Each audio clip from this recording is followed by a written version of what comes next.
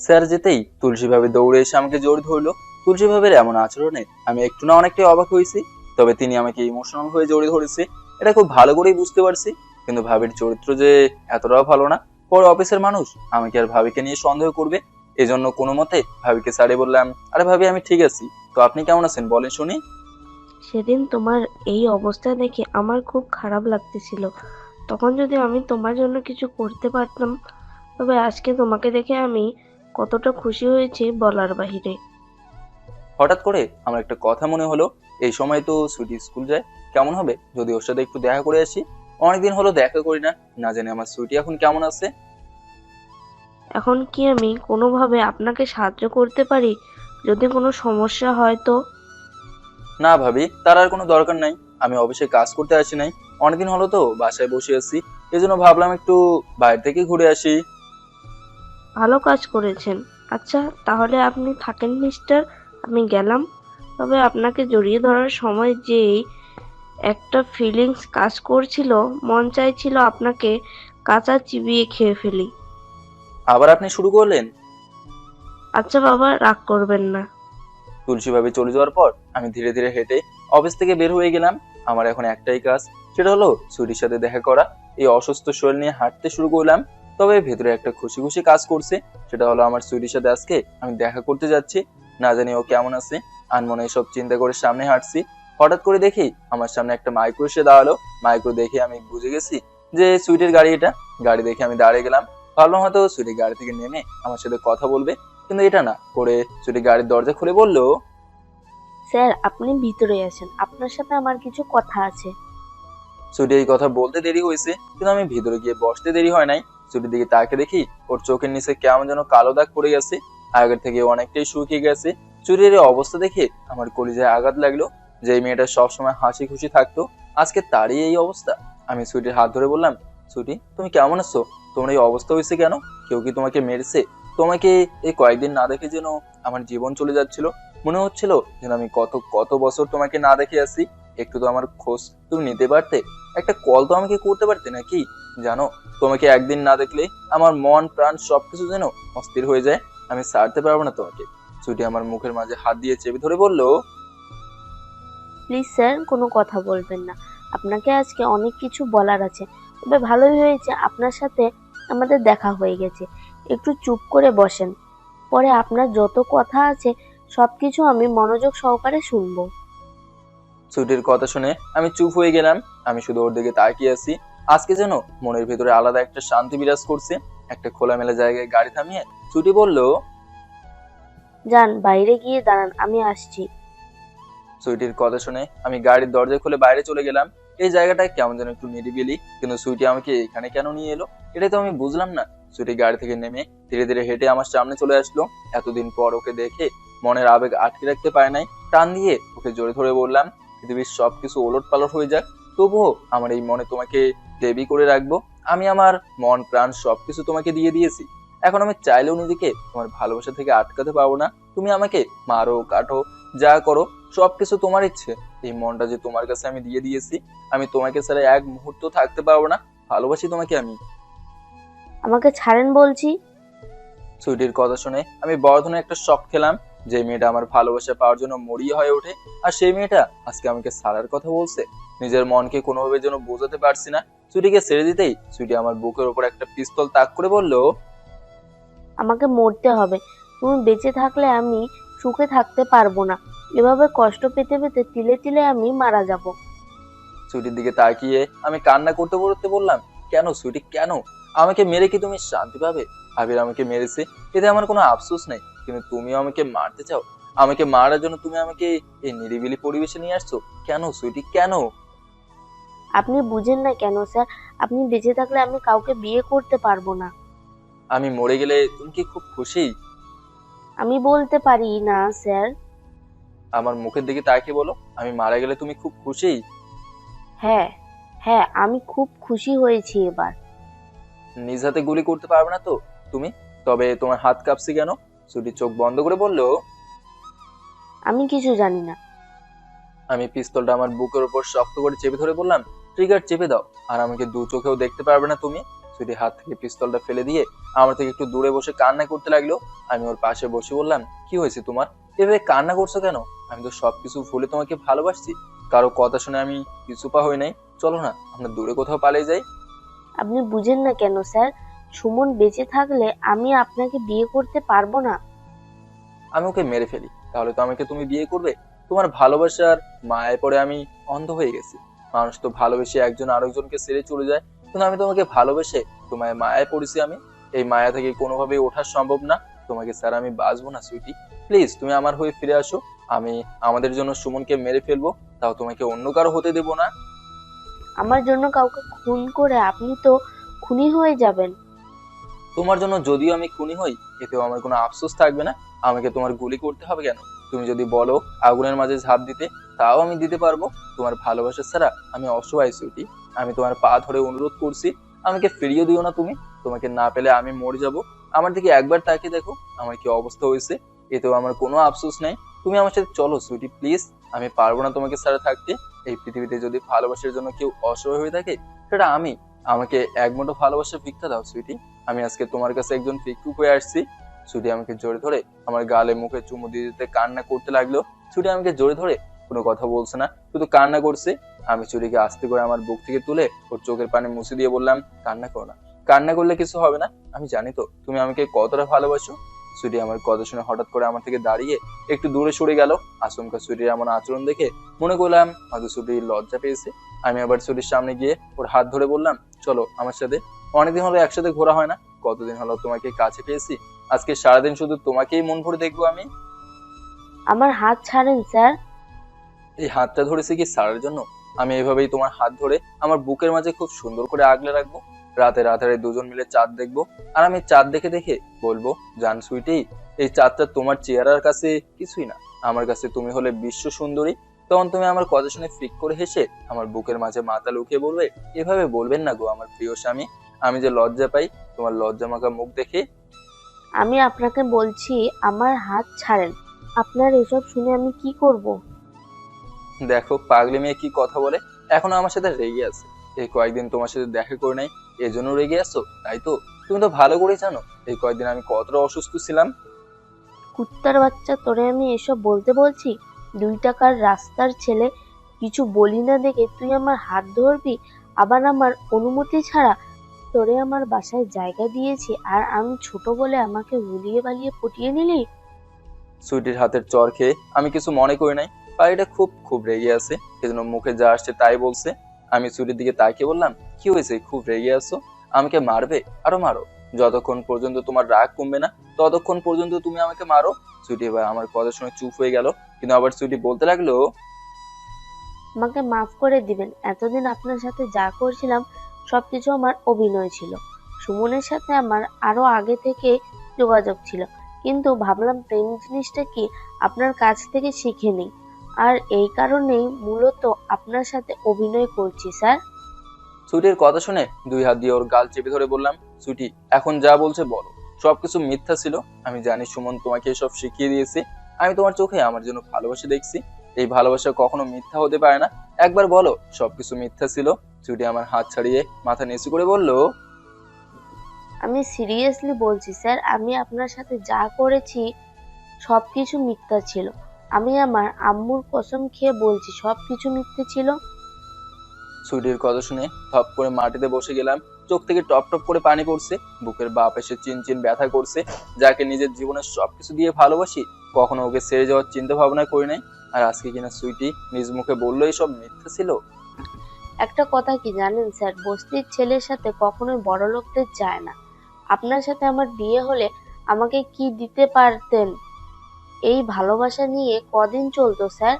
পেটে খাবার না থাকলে ভালোবাসা ভাঙা বেড়া দিয়ে পালিয়ে যাবে। সুমনকে কিভাবে বেশি করে ভালোবাসা যায় তাই আপনার কাছ থেকে শিখলাম। তবে স্যার, আমি খুব নিখুঁত অভিনয় করছি না? আমাকে আপনি ধরতেও পারলেন না। বস্তির ছেলেদের মন খুব খুব ভালো হয়, তবে ওরা খুব বড় পরিমাণে বোকা, অল্পতেই বিশ্বাস করে নেয় সবকিছু।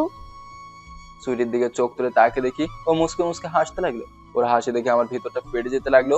আমার পুরো শরীরে যদি হাতুড় দিয়ে পিটিয়ে পিটিয়ে ব্রেক মারতে হতো, তাও আমার এতটা কষ্ট হতো না। সুইটির কথা শুনে এখন যতটা কষ্ট হচ্ছে। আমি শেষবারের মতো বললাম, প্লিজ একবার বলো যা বলছো সবকিছু মিথ্যা ছিল। সুইটি হো হো করে হাসতে হাসতে বলল, মিথ্যা হবে কেন স্যার? যা বলছি সবকিছু সত্যি ছিল। সবকিছু যদি সত্যি হয় তাহলে তুমি সেদিন আমার জন্য বিষ খেয়েছো কেন? স্যার, এগুলো তো আমাদের অভিনয় ছিল। আমার বাবা মা সবকিছু জানতো এই বিষয়ে। আর আপনি কি না এসব জানতেন না স্যার? আমাকে নিয়ে এভাবে খেলা করতে পারলে সুইটি তুমি? তোমাকে না পেলে আমি মরে যাবো এটা জানো, এরপরও কেন সুইটি কেন? মরে যান, তাতে আমার কি? আপনার এসব ফালতু কথা শোনার মতো আমার সময় নেই। আমি নিচ থেকে উঠে সুইটির পা জড়িয়ে ধরে বললাম, আমার এই জীবনটা দিয়ে তুমি এভাবে খেলা করো না। বিয়ের পর তুমি যা বলবে আমি তাই করব। যদি বলো এক পায়ে দাঁড়িয়ে থাকতে, আমি তাই করব।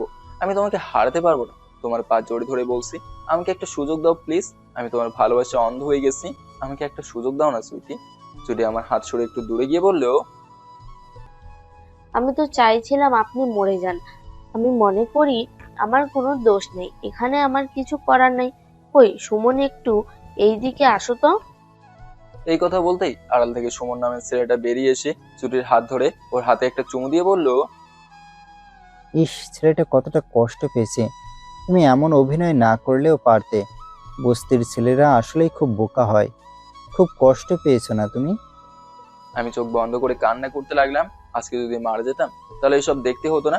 সেদিন কেন আমি মরলাম না? তাহলে তো আমি ওই মনকে বুঝতে পারতাম ও আমাকে অনেক অনেক ভালোবাসে। আমার সুইটি শুধুই আমার। কান্না করলে কি হবে? তোর কান্না দেখার মতো এখানে কেউ নাই।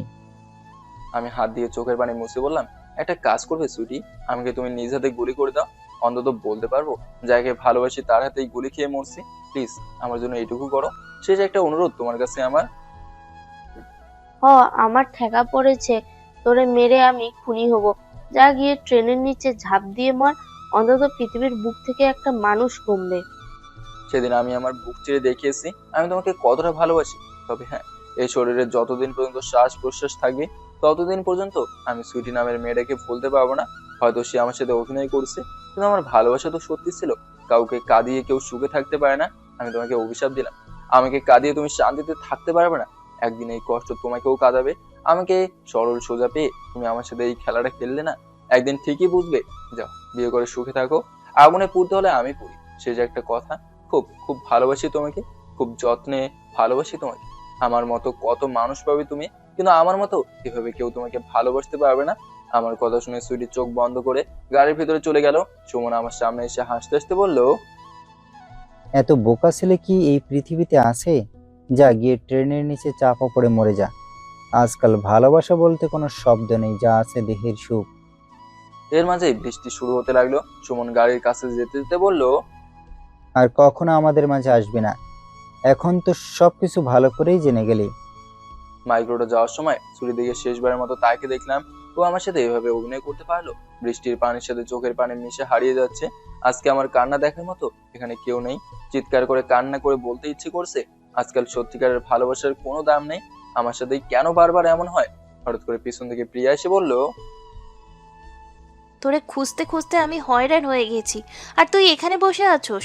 বাহিরে বৃষ্টি হচ্ছে আর তুই এই বৃষ্টির মাঝে বসে আছোস। ঠান্ডা লাগবে না? প্রিয়াকে এইসব কিছু বলা যাবে না, এই জন্য ওকে বললাম, তুই আমাকে খুঁজে পেলি কিভাবে? চুপ কর, তুই কোনো কথা বলবি না। তোরে অনেক জায়গায় খুঁজছি, হঠাৎ করে দেখি তুই বসে আছোস। এখন বাসায় চল, বৃষ্টির পানিতে ভিজে গেলে তোর ঠান্ডা লাগবে। আমার কিছু হবে না, তুই চিন্তা করিস না। তুই বরং বাসায় যা, আমি আসছি। প্রিয়া আমার হাত ধরে আমাকে গাড়িতে বসিয়ে ওর নিজের ওড়না দিয়ে আমার শরীর দিকে পানি মুছতে মুছতে বলল, অফিস থেকে বের হবি, আমাকে কিছু বলবি না? আমি চুপ করে জানলার পাশে গিয়ে বাইরে তাকিয়েছি। শুধু এটাই চিন্তা করছি, আমি কার জন্য কি করলাম। যাকে আমার জীবনের সবকিছু দিয়ে ভালোবাসলাম, আর ওকেই আমি সব থেকে বেশি বিশ্বাস করতাম। আর সুইটি কিনা। কি হয়েছে রে? মন খারাপ তোর? না, কিছু হয় নাই, আমি ঠিক আছি। কিছু তো একটা হয়েছে। সুইটির সাথে দেখা হয়েছিল? আমি মাথা ঝাঁকিয়ে বললাম, হুম। আমি জানতাম তুই কেন অফিস থেকে বের হলি। ও তোরে কিছু বলছে কি? না, কিছু বলে নাই, বাদ দে তো। তুই একটা কাজ করে দিবি আমাকে?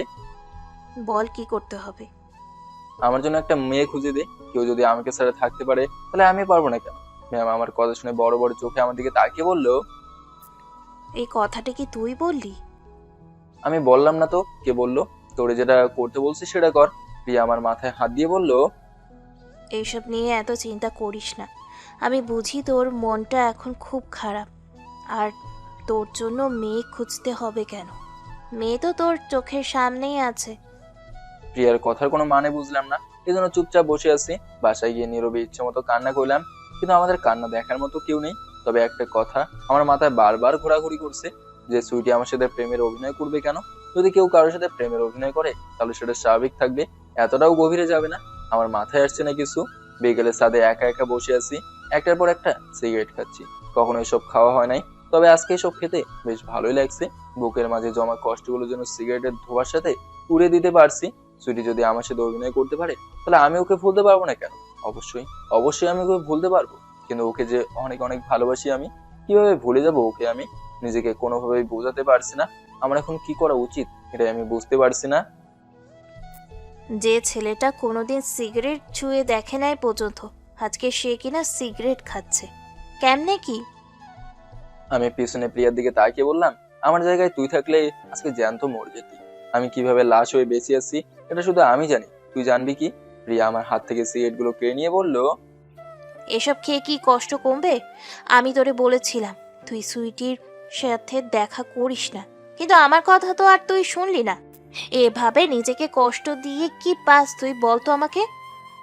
তুই কি বুঝবি? কখনো যদি আমার মতো অবস্থা তোর হতো তাহলে তুই আমার মতোই জ্যান্ত লাশ হয়ে যেতি। বাদ দে, এসব কথা বলে আর মন খারাপ করতে হবে না। আগামীকাল আমার সাথে এক জায়গায় যেতে হবে। কোথায় যেতে হবে এটা বল শুনি। আমি যেখানে নিয়ে যাই যাবি না আমার সাথে? যাবো না কেন বল? তোর জন্য আজকে আমি বেঁচে আছি, তুই বলবি আর আমি যাবো না কেন? খাইছত কিছু? এই তো এখন বসে বসে এইসব খাচ্ছি। যা এখন নিচে গিয়ে কিছু খেয়ে নে। পাগলামো করিস না। আমি এখন গেলাম, তুই নিচে গিয়ে কিছু খেয়ে নে। এই কথা বলে প্রিয়াও চলে গেল। কিছুক্ষণ বসে থাকার পর আমিও নিচে চলে গেলাম। মনটা আজকে অনেক অনেক খারাপ হয়ে আছে, সেজন্য আবার প্রিয়ার রুমের দিকে হাঁটতে লাগলাম।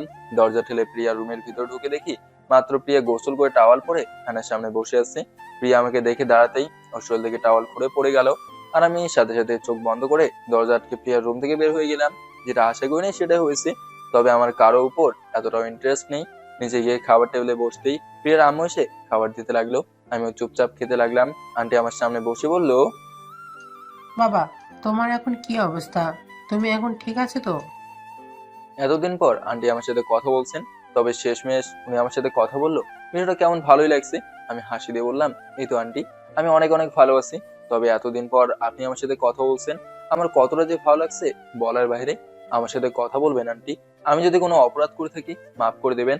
আপনাদের বাসায় থাকি, আপনি যদি আমার সাথে কথা না বলেন তাহলে বিষয়টা কেমন হয়ে গেল না? থাক বাবা, এসব বলে আর লজ্জা দিও না। আমি আসলেই তখন তোমাকে বুঝতে পারি নাই। আমি কিছু মনে করি নাই। আমি কি আপনার পাশে বসতে পারি স্যার? প্রিয়ার দিকে তাকে বললাম, বস। আমি কি ধরে না করছি? প্রিয়া আমার পাশে বসে বলল, তা আম্মুর সাথে কি বিষয় নিয়ে কথা হচ্ছে? কি বিষয় নিয়ে আর কথা হবে? আন্টি বলল যে বাবা আমার মেয়েটা খুব রাগী, ওকে কেউ বিয়ে করতে চায় না, পাত্ররা এসে শুধু ঘুরে ঘুরে চলে যায়। এই জন্য আমি ওকে তোমার কাছে বিয়ে দিতে চাই, আমার মেয়েকে তুমি বিয়ে করো না প্লিজ। এটাই বললো আন্টি। আমার কথা শুনে আন্টি হাসতে লাগলো। আন্টির সাথে তাল মিলিয়ে আমিও হাসতে লাগলাম। বুকের ভেতর কষ্ট চাপে রেখে হাসতে যেন বেশ ভালোই লাগে। আন্টি উঠে চলে যাওয়ার পর আমি বললাম, সরি প্রিয়া, কিছু মনে করিস না, আমি তখন জানতাম না তুই গোসল করে। বাদ দে এই বিষয়, আমি কিছু মনে করি নাই। এখন চুপচাপ আগে খেয়ে নে। প্রিয়ার সাথে টুকটাক কথা বলতে বলতে খেয়ে নিলাম। রাতে আবার প্রিয়ার স্যারের সাথে মন ভালো রাখার জন্য কিছুক্ষণ জমি আড্ডা দিলাম। আড্ডা শেষে রুমে এসে ঘুমিয়ে গেলাম। অনেক বেলা করেই ঘুম থেকে উঠলাম। ঘুম থেকে উঠে দেখি আমার সামনে প্রিয়া শাড়ি পরা অবস্থায় বসে আছে। ঘুম ঘুম চোখে প্রিয়ার দিকে তাকিয়ে আমি অবাক হয়ে গেছি।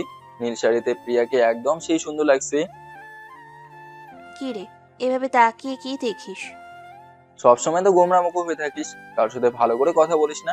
তবে আজকে এই শাড়িতে তোরে ঝাঁকানাকা লাগছে। তবে এটা সত্যি যে মেয়েদের শুধু শাড়িতেই মানায়। ঘুম থেকে উঠে আজকে ভালো কিছুই দেখলাম। আমার মনে হচ্ছে আজকে সারাদিন আমার ভালোই যাবে। আমার কথা শুনে প্রিয়া হাসি দিয়ে বলল, আমি শাড়ি পরতে পারি না, আম্মু পরিয়ে দিয়েছে। আর আমাকে সুন্দর বলার জন্য অনেক অনেক ধন্যবাদ তোরে। ধন্যবাদ দিতে হবে না। সুন্দরকে যদি সুন্দর না বলেই তাহলে যে আমার পাপ হবে। তবে যদি একটু সাজুগুজু করতি তাহলে আরো বেশি সুন্দর লাগতো। এত সেজে লাভ নেই। আমি তো কাউকে পাগল করতে যাচ্ছি না কোথাও। কাউকে পাগল না করলেও আমি তো হয়ে গেছি। এভাবে আমার সামনে বসে থাকলে আমি তো সত্যিই পাগল হয়ে যাব। হয়েছে তোর, আর মিথ্যে কথা বলতে হবে না। প্রিয়া একটা ব্যাগ আমার সামনে রেখে বলল, এখানে কাপড় রাখা আছে, ফ্রেশ হয়ে রেডি হয়ে নে। আমি নিচে তোর জন্য অপেক্ষা করছি। কোথায় যাব আমরা? এটা তো বলবি নাকি? যদি কিছু না বলিস তাহলে যাবো কিভাবে? কালকে না বললি আমি তোরে যেখানে যেতে বলবো তুই নাকি সেখানেই যাবি? তো আজকে তুই এই কথা বললি কেন? আচ্ছা ঠিক আছে ম্যাডাম, আপনি নিচে গিয়ে অপেক্ষা করেন, আমি রেডি হয়ে নিচে আসছি। আচ্ছা তাড়াতাড়ি করিস, এমনি আমাদের অনেক সময় নষ্ট হয়ে গেছে। প্রিয়া যাওয়ার পর আমি বিছানা থেকে উঠে ফ্রেশ হয়ে নিলাম। ব্যাগ থেকে প্রিয়ার দেওয়া কাপড় পরে রেডি হয়ে নিলাম। প্রিয়া মোটামুটি ভালোই চালাক আছে, ও আমাকে কিছু বলে নাই। প্রিয়া ওর কাপড়ের সাথে ম্যাচিং করে আমার কাপড় কিনেছে। যাক, এসব এখন বাদ দেই। নিচে গিয়ে দেখি সবাই মিলে বসে নাস্তা করছে। প্রিয়া, এই ছেলের মন মানসিকতা এখন খুবই খারাপ। ওকে নিয়ে গেলে ও পুরোপুরি ভেঙে যাবে। এর থেকে বরং কিছু হবে না বাবা, এই নিয়ে তুমি চিন্তা করো না। আর ও যদি দেখে ওর প্রিয় মানুষ বিয়ে করে নিচ্ছে, তাহলে হয়তো ওর মন থেকে কষ্টটা একটু দূর হবে। এই জন্যই নিয়ে যাচ্ছি। আমার প্রিয় মানুষের বিয়ে হয়ে যাচ্ছে মানে? প্রিয়ার কথার মানে বুঝতে না পেরে বললাম, কি বলতে চাই একটু বুঝিয়ে বলতো আমাকে। কিছু না, এখন চল তাড়াতাড়ি, এমনিই দেরি হয়ে যাচ্ছে। নাস্তা শেষ করে আম্মুকে বলে বাসা থেকে বের হলাম। গাড়িতে বসার পর প্রিয়া আমার মাথায় হাত দিয়ে বলল, আমি তোরে যেখানে নিয়ে যাচ্ছি সেখানে গিয়ে একদম পাগনামো করবি না। আগে তো যাই নাকি? না, আমি কিছু শুনতে চাই না। আমি তোরে যেটা বললাম সেটা করতে হবে। আচ্ছা বাবা, কোনো পাগলামো করবো না, ঠিক আছে। প্রিয়া ওর হাত দিয়ে আমার চুলগুলো ঠিক করে দিতে দিতে বলল, মাঝে মাঝে বেস্ট কিছু জিনিস ছেড়ে দিতে হয় নিজের ভালোর জন্য, আর এতে তোর ক্ষতি কিছু হবে না। আমি মনে করি ভালো কিছু হবে তোর সাথে। প্রিয়ার সাথে আমি এই বিষয়ে কোনো কথা বলি নাই, কিন্তু গাড়িটা সেখানে থামলো। সেটা আমার বহুদিনের পরিচিত একটা জায়গা। বুকের ভেতরে যেন আবার কম্পন সৃষ্টি হতে লাগলো। হাত পা যেন মুহূর্তের ভেতরে কাঁপাকাঁপি শুরু হয়ে গেছে। প্রিয়া আমার হাত ধরে গাড়ি থেকে নামিয়ে বলল, তুই যেটা চিন্তা করলি সেটাই হতে যাচ্ছে। আজকে সুমনের সাথে সুইটির বিয়ে, এই জন্য তোরে এখানে নিয়ে আসলাম, যাতে তুই নিজ চোখে প্রিয় মানুষের বিয়ে দেখতে পারিস। প্রিয়ার কথা শুনে আমার কথা বলা বন্ধ হয়ে গেছে। প্রিয়াটা কি বললো আমাকে? আজকে নাকি সুইটির বিয়ে, আমি জানি না। আর এতে হয়তো আমি কষ্ট পেতে পারি, কিন্তু সুইটি তো আমার সাথে ভালোবাসার নাটক করছে, ও তো আর কষ্ট পাবে না। কি রে, ভিতরে চল আর দেখ, আমি তোরে এখানে নিয়ে আসছি যাতে তুই দেখতে পারিস তোর কাছের মানুষ তোর কথা না রেখে তোর সাথে কিভাবে বেইমানি করছে। ও আর কি বেইমানি করছে? যে মেয়ে আমার সাথে ভালোবাসার অভিনয় করতে পারে, তার কাছে তো ভালোবাসার কোনো মূল্যই নাই। চল আগে সুইটির সাথে দেখা করে আসি। প্রিয়া, তুই হয়তো ভালো করেই জানিস আমি কতটা কষ্টের মাঝে আছি, এরপরে আমাকে কেন তুই এখানে নিয়ে আসলি? তোর আমি কাকে কি বোঝাই? যার জন্য তুই নিজেকে এতটা কষ্ট দিলি, সে যে বিয়ে করে অন্য কারোর সঙ্গে সুখে থাকবে, এটা দেখবি না তুই? ভিতরে চল তো আগে। প্রিয়া আমার এক হাত জড়িয়ে ধরে ভিতরে নিয়ে গেল। আঙ্কেলের দিকে নজর যেতে দেখি উনি আমার দিকে তাইকে মাথা নিচু করে দিল। হায় রে বেইমানের দল, পুরো পরিবার মিলে আমাকে বোকা বানালো, আর আমি কিছু বলতে পর্যন্ত পাই নাই। প্রিয়ার সাথে উপরে চলে গেলাম। যতই সুইটির রুমের কাছে যাচ্ছি ততই ওর কথাগুলো আমার কানে বাজতে লাগলো। প্রিয়া দরজা খুলে ভেতরে ঢুকে গেল। আমি শুধু প্রিয়ার পেছনে পেছনে যেতে লাগলাম। সুইটির দিকে তাকিয়ে চোখ বন্ধ করে দিলাম। যে মেয়েটা সবসময় আমার জন্য সাজতো, আজকে সে কিনা অন্য কারোর জন্য সেজে বসে আছে। এসব চিন্তা করতেই যেন কলিজাটা ফেটে যাচ্ছে। আমার সুইটি আজকে অন্য কারো বুকে মাথা রেখে ঘুমাবে। এবার দেখার আগে আমার মৃত্যু হলো না কেন? প্রিয়াকে দেখে সুইটি বলল, আপু তুই কেমন আছিস? আর আপু, আমি তোমার অপেক্ষাই করছিলাম। আমার প্রিয় ছোট বোন, তোরে এই সাজে খুব মানিয়েছে, খুব খুব সুন্দর লাগছে তোরে। এটাই হয়তো আমার জীবনের শেষ সাজুগুজু আপু। এরপর আমাকে আর দেখতে পারবে না। স্বামীর বাসায় চলে যাবি এই তো, চিন্তা করিস না, ওখানে গিয়ে আমি তোরে দেখে আসবো। সুইটির দিকে তাকিয়ে যেন আমি নিজেকে কোনোভাবে কন্ট্রোল করতে পারছি না। কোনো মতো মাথা নিচু করে বললাম, তোরা কথা বল, আমি বাইরে আছি। প্রিয়া খপ করে আমার হাত ধরে বলল, আবার মরতে যাবি তাই তো? আমার বোনের মতো মেয়ে এই পৃথিবীতে কত কত আছে, চিন্তা করিস না, আমি তোরে ওর থেকেও আরো সুন্দর এনে দিব। তোর বোনের মতো মেয়ে হয়তো এই পৃথিবীতে অনেক আছে, তবে আমি কেন এই মেয়ের প্রেমে পড়তে গেলাম? যার ভিতরে ছিল শুধু প্রেমের অভিনয়। জানিস তো প্রিয়া, কাউকে কাঁদিয়ে কেউ সুখে থাকতে পারে না। আমার বোনকে তুই অভিশাপ দিবি না। আমার এটাই পাওয়া প্রাপ্ত আপু। তবে আমি থাকতে হয়তো আমার মূল্য কেউ বুঝতে পারে নাই, আমি মরে গেলে ঠিকই বুঝবে।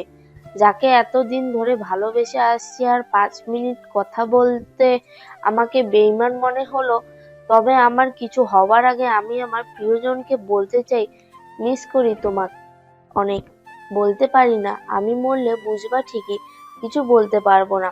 কান্না করে বলবে তখন ভালোবাসি তোমায়, হাজার ডাকলেও আসবো না, বলবো না ভালোবাসি তখন। প্রিয় আপু, আমাকে কেউ বুঝতে পারেনি, আমি কার জন্য কি করছি এটা ওরা মনে রাখে নাই। তবে বিশ্বাস করেন আপু, আমি বেইমান না, কাউকে ভালো রাখার জন্য এই কথা বলতে হয়েছে, হয়তো সেটা একটু পর বুঝবে। সুইটির এসব কথা শুনে আমি এক মুহূর্ত এখানে দাঁড়ালাম না, বাইরে দাঁড়িয়ে চুপচাপ কান্না করতে লাগলাম। সুইটি এত অভিনয় কিভাবে করতে পারে? ওর অভিনয়ের ভিতরেও আমি আমার ভালোবাসা দেখতে পেয়েছি। তবে আমার সাথে কেন ভালোবাসার অভিনয় করলো? একটুও কি আমার প্রেমে পড়তে পারে নাই? নিচে গিয়ে চোখের পানি মুছতে একটা চেয়ারে বসলাম। আমার মতো অনেকেই এসেছে সুইটির বিয়ে দেখার জন্য। কিছুক্ষণ পর সুমন বর সেজে সুইটির হাত ধরে বিয়ের পিড়িতে নিয়ে এলো। প্রিয়া এসে আমার পাশে বসে বলল, কি রে, মন খারাপ কি তোর? আমি চোখের পানি লুকিয়ে বললাম, আমার আবার মন খারাপ হবে কেন? প্রিয়া আমার মাথায় হাত দিয়ে বলল, কান্না করিস না, মাঝে মাঝে নিজের চাইতে কিছু প্রিয় জিনিস ছেড়ে দিতে হয়। আমি তোর কষ্ট বুঝতে পারছি, তোর সাথে অবশ্যই ভালো কিছু হবে। দুলাভাই দুলাভাই, আপু আপনাকে এই কাগজটা দিয়েছে, বলেছে এটা নাকি পড়তে। এটা বলেই সুইটির ছোট ভাই দৌড়ে আমার সামনে থেকে চলে গেল। আমি কাগজটা হাতে নিয়ে ধীরে ধীরে খুললাম।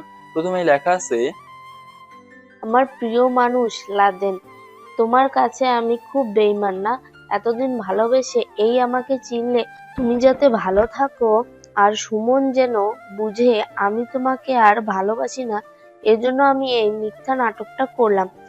এই দেহ যতদিন পর্যন্ত নিঃশ্বাস আছে ততদিন পর্যন্ত তোমার জন্য আমার বুক থেকে এক বিন্দু পরিমাণে ভালোবাসা কমবে না। তবে তোমাকে কালকে এসব কথা আমি কতটা কষ্ট করে বলছি এটা শুধু আমি জানি। রাতভর তোমার জন্য কান্না করতে করতে আমার চোখে পানি শুকিয়ে গেছে। তুমি তোমার কষ্ট কাউকে দেখতে পারছো না, কিন্তু আমি যে তিলে তিলে শেষ হয়ে যাচ্ছি। তবে তোমাকে আমি সত্যি অনেক অনেক ভালোবাসি। বিশ্বাস করো, সেদিন সবকিছু মিথ্যা বলছি, যাতে তুমি আমাকে অপরাধী ভেবে নিজে শান্তিতে থাকতে পারো। আমি আমার সবটা দিয়ে তোমাকে ভালোবাসি। আমার কাছে তোমাকে দেওয়ার মতো আর কিছু নেই। সেদিন না তুমি আমার কাছে বলেছিলে আমার এই শরীরে কেউ যেন ছুঁতে না পারে, আর দেখো আমি তোমার কথার মতো সেটাই করছি।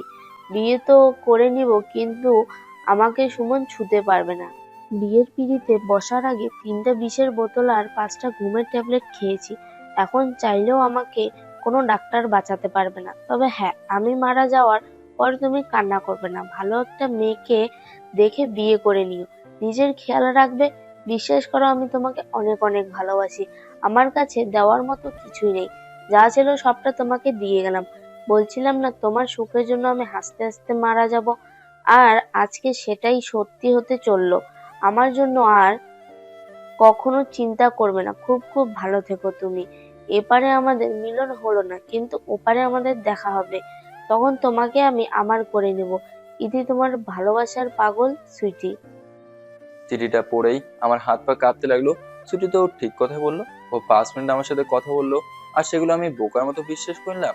একটা মেয়ে আমাকে এতটা ভালোবাসে, আর আমি কিনা তাকে ভুল বুঝলাম। সামনে তাকে দেখি সুমন কবুল বলে অলরেডি সুইটিকে বিয়ে করে নিলো। আমি দৌড়ে গিয়ে সুইটির সামনে গিয়ে ওর সামনে হাঁটু গেড়ে বসে বললাম, কেন এমন করলে সুইটি? আমাকে মেরে একবার এসব কথা বলতে পারতে তুমি। তোমাকে স্যার আমি কি নিয়ে বাঁচবো? তুমি তোমার কথা ভেবে সবকিছু শেষ করে দিলে। এ আমার কি হবে? সুমন আমার শার্টের কলার ধরে বলল, তুই এখন এখানে কি করিস? তুই জানিস না সুইটি এখন আমার বিয়ে করা বউ? সুমনের কথা শুনে ওকে ঠেলে দূরে সরে দিলাম। প্রিয়া বসা থেকে উঠে আমার কাছে এসে বলল, কিরে লাদেন, তুই এসব কি শুরু করলি? পাগল হয়ে গেছ তুই? আমি পাগল হই নাই, পাগল হয়েছে তোর বোন। ও বিষ খেয়েছে প্রিয়া। ও চলে গেলে আমার কি অবস্থা হবে? একবার ওকে এই কথা জিজ্ঞেস কর, কেন বিষ খেয়েছে। এই বলতে না বলতেই চুরি আমার কোলে লুটিয়ে পড়লো। ওর মুখ থেকে রক্ত বের হতে লাগলো। চুরিকে কোলে নিয়ে তাড়াতাড়ি বাইরে চলে গেলাম। গাড়িতে বসার পর প্রিয়া আমার পাশে বসে ড্রাইভারকে বললো তাড়াতাড়ি কোনো এক হাসপাতালে নিয়ে যেতে আমাদের। চুরি রক্ত মাখা মুখে আমার দিকে তাকিয়ে বলল, আমি বলছি না আমার জন্য একদম কান্না করবে না। জানো না তোমার কান্না আমি সহ্য করতে পারি না। কেন এভাবে কান্না করছো? তোমাকে আমি পাবো না এটা জানি, এই জন্য তো নিজেকে শেষ করে দিলাম। কেন এমন করলে? আমি বলছিলাম তোমাকে যে সুমনকে আমি মেরে ফেলি, তাহলে আমাদের পথের কাটা শেষ হয়ে যাবে। আর সেই তুমি কিনা আজকে আমাকে রেখে বিষ খেয়েছো। আমাকে বলতে দুজন মিলে একসাথে খেতাম, আমাকে একা রেখে তুমি এভাবে চলে যাচ্ছ। এখন আমি বাঁচবো কি নিয়ে? তোমার কিছু হলে আমিও নিজেকে নিজেই শেষ করে দেবো, বলে দিচ্ছি। এমনটা করবে না কখনো। আমি চলে যাওয়ার পর ভালো একটা মেয়ে দেখে বিয়ে করে নিবে। তবে বিশ্বাস করো, আমার মতো তোমাকে এতটা কেউ ভালোবাসতে পারবে না। সত্যিকারের ভালোবাসা আসলেই মানুষকে কাঁদায়। ভালো থেকো, সুখে থেকো, এটাই দোয়া করি আমি। আমি আর চোখ খুইলা রাখতে পারছি না। আমার খুব খুব কষ্ট হচ্ছে। আজকে একটা আফসোস নিয়ে মরতে হচ্ছে। বেঁচে থাকতে তোমাকে আমি পেলাম না। সুমন আমাদের মাঝে না এলে কত সুন্দর একটা সংসার হতো আমাদের। সুরি আর কিছু বলে নাই, চোখ বন্ধ করে দিল। ওর অবস্থা দেখে আমি বললাম, তুমি চোখ খোলা রাখার চেষ্টা করো প্লিজ। তুমি চলে গেলে আমার কি হবে? প্লিজ প্লিজ সুরি, তুমি চোখ খোলা রাখো। হাসপাতালে যাওয়ার পর সুরিকে কোলে নিয়ে দৌড়ে ভিতরে চলে গেলাম। ভিতরে গিয়ে ডাক্তারকে বললাম, প্লিজ আমার সুরিকে বাঁচিয়ে দিন, বিনিময়ে যা দিতে হয় আমি দেবো। ডাক্তার আমাকে বের করে দিয়ে বললো, আপনি বাইরে অপেক্ষা করেন, আমরা দেখছি রোগীর কি অবস্থা। বাইরে বসে কান্না করছি আর দোয়া করছি সুরি যেন বেঁচে যায়। ওর কিছু হলে আমাকে এত ভালোবাসা কে দিবে? প্রতি মিনিটে প্রতি ঘন্টায় ওকে আমি ভালোবাসি। ওর একটু ভালোবাসা পাওয়ার জন্য আমি কত কিছু করলাম। আর সেই মানুষটা যদি আজকে না থাকে, তাহলে আমার এই পৃথিবীতে বেঁচে থেকে কি লাভ? প্রিয়া আমার মাথায় হাত দিয়ে বলল, কান্না করিস না প্লিজ, ওর কিছু হবে না। ও তোরে এতটা ভালোবাসে, কিন্তু কখনো তা প্রকাশ করে নাই। প্লিজ তুই কান্না করিস না। জানিস প্রিয়া, এখন সব দোষ আমার। আমি ওকে বুঝতে পারি নাই। যদি আমি ওকে বুঝতে পারতাম, তাহলে আজকে ওর এই অবস্থা হতো না। আমার মতো বস্তির একটা ছেলের জন্য ও কেন বিষ খেয়েছে? এর মাঝে সুইটির পরিবারের সবাই হাসপাতালে চলে আসলো। সুমনকে দেখে আমার রাগ মাথায় উঠে গেল। তবে এই মুহূর্তে আমার মেসেজ ঠান্ডা রাখতে হবে। ডাক্তার দরজা ঠেলে কেবিন থেকে বের হয়ে গেল। আমি ডাক্তারের সামনে গিয়ে বললাম, আমার সুইটি ঠিক আছে তো? ওর আবার কিছু হয় নাই তো? আপনি রোগীর কি হন? আমি ওর সবকিছু বলতে পারেন। এখন বলেন, আমার সুইটি সুস্থ আছে তো? রোগী বলছে আপনি যেন একটা বিয়ে করে নেন, এটাই এটাই নাকি ওনার শেষ ইচ্ছা। আর আপনাকে কান্না করতে বারণ করে গেল। আমাদের যতটুকু সম্ভব আমরা চেষ্টা করছি। রোগী এত বেশি পরিমাণে বিষ খেয়েছে, সাথে আবার ঘুমের ওষুধ, এজন্য আমরা রোগীকে বাঁচাতে পারি নাই। Sorry sorry sorry. ডাক্তারের মুখ থেকে এই কথা শোনার পর আমি ধপ করে মাটিতে পড়ে গেলাম। ডাক্তার এটা কি কথা বললো? না, আমার সুইটি আমাকে রেখে মরতে পারে না। আমি দরজা ঠেলে ভেতরে চলে গেলাম। ভিতরে গিয়ে দেখি সাদা কাপড়ে ঢাকা একটা লাশ পড়ে আছে বেডের উপর। আমি মুখ থেকে কাপড়টা সরিয়ে সুইটিকে জোরে ধরে বললাম, কেন আমাকে রেখে এভাবে চলে গেলে? এখন আমাকে কে বলবে আমি আমার জীবনের চাইতেও তোমাকে বেশি ভালোবাসি? কে বলবে স্যার আপনি এতটা সুন্দর কেন, যে আমি তোমার জন্য সবকিছু ত্যাগ করতে রাজি ছিলাম, সেই তুমি কিনা আমাকে ছেড়ে চলে গেলে? কেন সুইটি, কেন? কেন তুমি এমন করলে? তোমার ভালোবাসার অভাবে আমি তো এমনি দিন দিন না খেয়ে এভাবেই মারা যাব। একবার আমার কথাটা চিন্তা করে দেখতে তুমি। এভাবে কান্না করিস না। কান্না করলে কি ও ফিরে আসবে? না না, আমার সুইটি আমাকে রেখে মরতে পারে না। ডাক্তার তো মিথ্যে কথা বললো। দেখো ও কি সুন্দর ঘুমিয়ে আছে। ওকে এখন আমাদের বাসায় নিয়ে যাব। আজ থেকে ও আমার কাছেই থাকবে। এই কথা বলে সুইটিকে কোলে নিয়ে হাসপাতাল থেকে বের হয়ে গেলাম। প্রিয়া আমার পিছনে আসতে আসতে বললো, এমন করিস না প্লিজ, ও তো মরে গেছে। তুই একটু বুঝতে চেষ্টা কর। আমি সুইটিকে কোলেতে নিয়ে গাড়িতে বসলাম। বললাম, তুই চুপ কর। আমার সুইটি আমাকে রেখে কখনো মরতে পারে না। ও তো ঘুমিয়ে আছে। তুই সবসময় মিথ্যে কথা বলিস। সুইটিকে নিয়ে সরাসরি বাসায় চলে গেলাম। বাসার ভিতরে নিয়ে গিয়ে সুইটিকে বিছানার উপর রেখে আমি ওর পাশে বসে বললাম, পাগলি মেয়ে, আমাকে রেখে চলে যেতে চাইলেই কি আমি যেতে দেবো? ভালোবাসি না তোমাকে আমি অনেক। প্রিয়া দরজার সামনে দাঁড়িয়ে বলল, প্লিজ এমন করিস না। ওকে মাটি দিতে দে। ও মারা গেছে। তুই নিজ চোখেই তো সবকিছু দেখলি, তারপরেও কেন এমন করছিস? আমার সুইটি আমাকে রেখে কখনো মারা যেতে পারে না। তুই বললি আর আমি বিশ্বাস করলাম। এটা কোনোদিন হতে পারে না। আমার সুইটি শুধু আমার। ওকে আমি কোথাও যেতে দেবো না। দিয়ে আর কিছু বললো না। কান্না করতে করতে রুম থেকে বের হয়ে গেল। কিছুক্ষণ পর আম্মা এসে বললো, বাবা, ও তো মারা গেছে, এখন ওকে মাটি দিতে হবে না। আমি বুঝতে পারছি তোর কষ্ট, কিন্তু কি করবি বল? তুমি আমার মা হয়ে এটা বলতে পারলে? তো মারা যায় নাই আম্মা, ও ঘুমিয়ে আছে। তাছাড়াও আমাকে বলছে আমাকে রেখে কোনোদিন ও মরবে না। মরতে হলে একসাথে মরবো দুইজন। আর বাঁচতে হলে একসাথেই বাঁচবো দুইজন। আমার বিশ্বাস আছে আমার সুইটি আমাকে রেখে যাবে না। আম্মাও শেষ কোনো উপায় না পেয়ে কান্নায় করতে করতে চলে গেল। আমি সুইটির মাথার পাশে বসে ওর দিকে শুধু তাকিয়ে আছি। পৃথিবীতে কত মেয়ে আছে, কিন্তু এই পিচ্চি মেয়েটার মতো আমাকে যত্ন করে কেউ ভালোবাসতে পারবে না। আর ওকে আমি কিভাবে হারাতে দেবো? সুইটি ঠিকই বলেছিল, বেঁচে থাকতে তো আমাকে বুঝতে পারলে না, হয়তো আমি মারা যাওয়ার পর আমাকে তুমি বুঝতে পারবে। সেদিন হাজার ডাকলেও আমি ফিরে আসবো না, হাজারবার কেঁদে বললেও আমি ফিরে আসবো না। কিন্তু এই সমাজের মানুষগুলো আমাদের এক হতে দিল না। ওদের কারণে আমি আমার ভালোবাসা হারিয়েছি। আজকে সুইটি আমার সামনে শুয়ে আছে, ওকে আমি হাজারবার ডাকছি, এরপরেও ফিরে আসছে না। কেন আমার সাথেই শুধু এমন হচ্ছে? হঠাৎ করে দরজা ঠেলে আঙ্কেল আর স্যার ভিতরে ঢুকলো। স্যার আমার সামনে এসে বলল, শোনো আমার কথা। আপনার কোনো কথা আমি শুনতে পারবো না স্যার। আমার সুইটি এখানে ঘুমিয়ে আছে, আপনার শব্দগুলোও তো ঘুম থেকে উঠে যাবে, পরে আমাকে ও বকা দেবে। বাবা, ও তো মারা গেছে, এমন করে না, একটু বোঝার চেষ্টা করো তুমি। স্যার ও মারা যায় না, ও তো ঘুমিয়ে আছে। আমার সামনে ওকে মৃত বলবেন না স্যার। আমার বুকটা ফেটে যায় এই কথা শুনলে। আমার সুইটি আমাকে রেখে কখনো মরতে পারে না। ও আমাকে কথা দিয়েছে, বাঁচতে হলে একসাথে বাঁচবো, মরতে হলে একসাথে মরবো। স্যার আমার হাত ধরে নিচে বসিয়ে আমাকে একটা পিলারের সাথে বেঁধে দিয়ে বলল, এছাড়া আমার আর কোনো উপায় ছিল না। আমাকে মাফ করে দিও বাবা। মৃত মানুষকে বেশিক্ষণ মাটির ওপরে রাখতে নেই। আমি আপনার পা ধরে বলছি আমার সুইটিকে আমার কাছ থেকে নেবেন না। ওকে স্যার আমি জ্যান্ত মারা যাবো, প্লিজ স্যার ওকে নেবেন না। আমি ওকে স্যার বাঁচতে পারবো না। স্যার আমি আপনার কাছে কোনোদিন কিছু চাইবো না, ওকে আমার কাছ থেকে আলাদা করবেন না। আপনার পা ধরে এই কথা বলছি, প্লিজ স্যার আমাকে একটু বাঁচতে দেন। ওকে না পেলে আমি এভাবেই মারা যাবো, ওকে নেবেন না স্যার।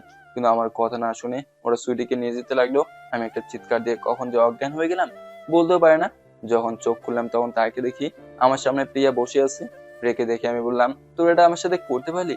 কেন এমন করলি প্রিয়া? তুই জানিস ওকে স্যার আমি বাঁচতে পারবো না, এরপর ও কেন এমন করলি বল? আমি তো ওর কষ্ট বুঝতে পারছি, তবে এটার নিয়ম। এই পৃথিবীতে সবাই একদিন মারা যাবে। সুইটি আমাকে রেখে কখনো মারা যেতে পারে না, ও তো ওর চিন্তা করে চলে গেল। কিন্তু আমাকে যে তোরা কেউ আটকাতে পারবে না, আমি ওর কাছেই চলে যাব। কি হবে বেঁচে থেকে? যার জন্য সবকিছু পেয়েছি আজকে সে আমার কাছে নাই। আমার মতো পোড়া কপাল হয়তো এই পৃথিবীতে আর কারো নেই। আমার হাত খুলে দে, এভাবে আমাকে আটকে রাখতে পারবি না তোরা। আমি আমার সুইটির কাছে যেতে চাই। দেখ, আমার কথাটা তো। কি বলবি তুই? ইচ্ছে করলে তুই সবকিছু সমাধান করতে পারতি, আমাকে একা করে সবাই দূর দেশে চলে যাচ্ছে। আমি জানি তুই এখান থেকে গেলে উল্টাপাল্টা কিছু করে ফেলবি, এই জন্য আমি এটার সিদ্ধান্ত নিয়েছি। জানিস প্রিয়া, আমার কতটা যে কষ্ট হচ্ছে, আমি আমার কষ্ট কাউকে দেখাতে পারছি না। কাছের মানুষ এভাবে আত্মহত্যা করবে এটা আমি আশা করি নাই। আমি আমার জীবনে সুইটিকে হাজারবার চাইবো। প্রিয়া তুই ওকে ফিরিয়ে এনে দে না। আমার এই এক জীবনে আমি কিচ্ছু চাই না, শুধু সুইটিকে চাই আমি। ওকে স্যার আমি অসহায়, আমি এখন জীবিত লাশ হয়ে গেছি। দেখো বাবা, তোমার কষ্ট বুঝতে পারছি, তবে মেয়েটা যেভাবে আত্মহত্যা করবে এটা আমরা কেউই জানতাম না। যদি আমার এই পৃথিবীতে বেঁচে থাকতে হয়, তাহলে যাদের কারণে আমার সুইটি আত্মহত্যা করছে তাদের আমি কেটে টুকরো টুকরো করে মারবো। বাবা, তোমাকে বলেছি না কাজীকে নিয়ে আসতে? কাজী কে আসছে? হুম, আসছে। ওনাকে কি আমি ভিতরে আসতে বলবো? না বাবা, এখন তুমি একটু বাহিরে যাও, আগে আমি ওকে সবকিছু বুঝিয়ে দিই। স্যার দরজা লাগিয়ে বাইরে যেতেই প্রিয়া আমার হাত ধরে বলল, আসলেই সুইটির মতো কোনো মেয়ে হয় না। একটা মানুষ একটা ছেলেকে এতটা ভালোবাসতে কিভাবে পারে? আমার তো মনে হয় ইতিহাসের পাতায় এমন কাহিনী নেই। ওর ভালোবাসার কাছে দুনিয়ার সব কিছু হার মানবে। সুইটি মারা যাওয়ার আগে আমাকে একটা চিঠি দিয়ে গিয়েছিল। ওখানে লেখা ছিল, আমার মৃত্যুর সময় আমার ভালোবাসার মানুষটা খুব অসহায় হয়ে যাবে। ও আমার মৃত্যুর খবর শুনে নিজেকে মানাতে পারবে না। আমি আমার স্যারকে খুব ভালো করেই চিনি। উনাকে যদি বলতাম স্যার আমার জন্য আপনার মাথাটা কেটে দিবেন, উনি হাসতে হাসতে তাই করতো। আপু আমার আজকে শেষ দিন, হয়তো আর কখনো এই পৃথিবীর মুখ দেখবো না। খুব ইচ্ছে ছিল ভালোবাসার মানুষের সাথে সংসার করা, এটা আর হলো না। আপু আমার বেবিটার দায়িত্ব তুমি নিও। ও আমাকে ছাড়া খুব খুব অসহায় আপু। ওকে বিয়ে করে ওর মন থেকে সবকিছু দূর করে দাও। ও যেন কোনোদিনও কোনো কষ্ট না পায়, আমি এটাই চাই তোমার কাছে। আমি মরে যাচ্ছি অথচ আমার ভালোবাসার মানুষকে কিছু দিয়ে যেতে পারছি না। প্লিজ আপু ওকে তুমি কোনো কষ্ট দিও না।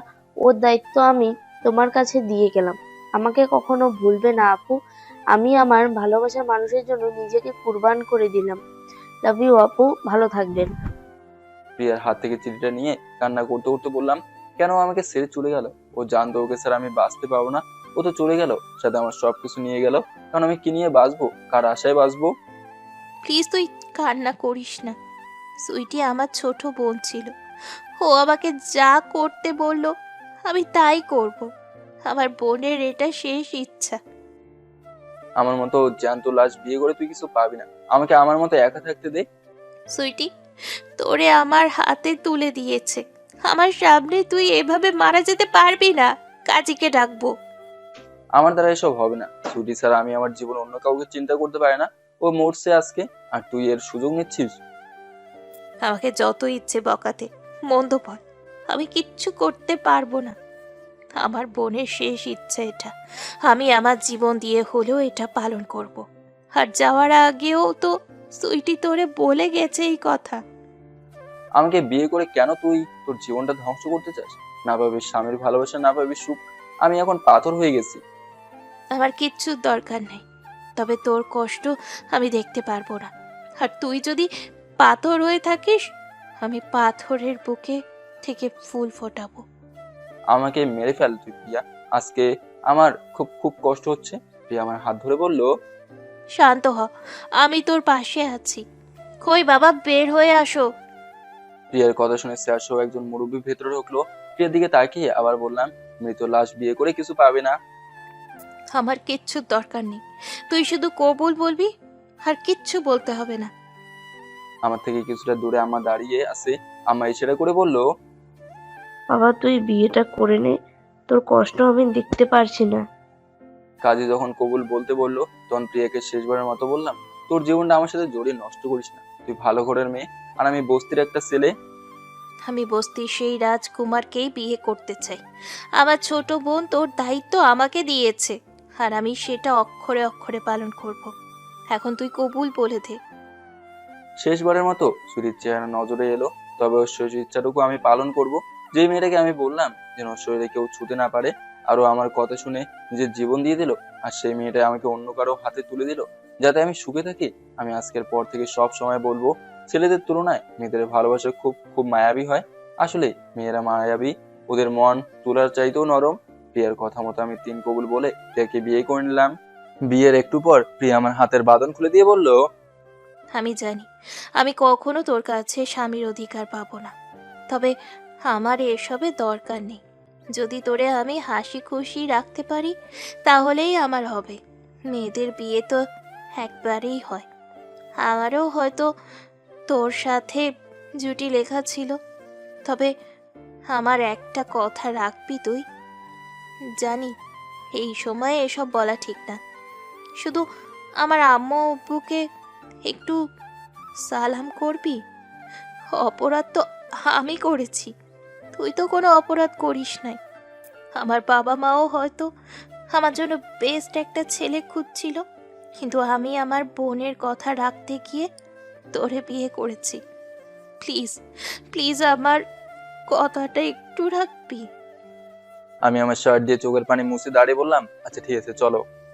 তুই একটু দাঁড়া, আমি ওয়াশরুম থেকে আসছি। এই কথা বলে প্রিয়া ওয়াশরুমে চলে গেল। একটু পরে একটা বালতিতে পানি নিয়ে আমার সামনে এসে আমাকে বিছানার উপর বসিয়ে দিল। প্রিয়া ওড়না মার পানিতে ভিজিয়ে আমার হাত মুখ মুছে দিতে লাগলো। আমি প্রিয়ার দিকে তাকিয়ে বললাম, কেন এসব করছিস? তুই জানিস আমি তোরে কিছু দিতে পারবো না। আমি তোরে বলছি আমাকে কিছু দেওয়ার জন্য। কিচ্ছু দিতে হবে না আমাকে। যেই মেয়েটার চোখে মুখে সব সময় রাগ ছিল, কখনো একটু মন খুলে আমি হাসতে পারি নাই, যার জন্য আমি একটু স্বাধীনতা পেয়েছি, আজকে তাকেই আমি বিয়ে করেছি। আর সে আজকে জ্যান্ত লাশ হয়ে গেছে। এসব দেখে আমি কোনোভাবে সহ্য করতে পারছি না। তবে একটা কথা বিশ্বাস কর, আমি তোরে জোর করে বিয়ে করতে চাই নাই। সুইটি বলল দেখে। আমি বুঝতে পারছি। সুইটি আমার সাথে এমন করলো কেন, বলতে পারবি কিছু? আমি ওর জন্য সবকিছু করতে পর্যন্ত রাজি ছিলাম, আর সুইটি কিনা আমাকে কিছু না বলে এভাবে চলে গেল। কেন এমন করলো? ওর জায়গায় আমার এসব করার দরকার ছিল, আর উল্টা সুইটি। প্লিজ এইসব নিয়ে তুই মন খারাপ করিস না। এই পৃথিবীর সবাই তো মরণশীল, সবার একদিন মরতে হবে। এখন নিচে চল প্লিজ। প্রিয়ার সাথে হেঁটে নিচে চলে গেলাম। নিচে প্রিয়ার কথা মতো ওর বাবা মাকে সহ আমার আম্মুকে সালাম করলাম। সবকিছু শেষে আমার শ্বশুর, মানে যিনি আমাদের অফিসের স্যার, তিনি আমাকে ডেকে ওনার পাশে বসে বলল, এখন মন ভালো হয়েছে বাবা? আপনাকে কি বলবো স্যার, বলার মতো কোনো ভাষা নেই। কারো প্রিয় মানুষ মারা গেলে তার যে কতটা কষ্ট হয় এটা শুধু সে জানে। আমি নিজেকে কোনোভাবে মানতে পারছি না। আমি তোমার কথা বুঝতে পারছি বাবা, তবে মেয়েটা হঠাৎ করে এমন করবে আমরা ভাবতেও পারি নাই। সুমনের বিষয়ে কি কিছু জানেন স্যার? বলো না আমাকে, বাবা বলে ডাকবে। আর ওর বিষয়ে যদি কিছু জানাতাম তাহলে আমি ঠিকই বলতাম। সেদিন আমি তোমার ওই অবস্থা দেখে আমি নিজে গিয়ে ওকে অনুরোধ করে আসছি তোমার জন্য, কিন্তু আমার কথায় মানে নাই। একটা কথা কি জানেন, আমি খুব ভালো ছিলাম, কিন্তু আমাকে ওরা ভালো থাকতে দিল না। আমি আমার আম্মার কসম খেয়ে বলছি, যার জন্য আমার ছুটি মরছে একটা একটা করে সবাইকে মারবো, কাউকে ছাড়বো না আমি। এসব বলতে নেই বাবা, একটা বিষয়ে দেখো, তুমি সত্যিকারের ভালোবাসা কত আছে, তাই বলে সবাই কি এমন পাগলামো করে?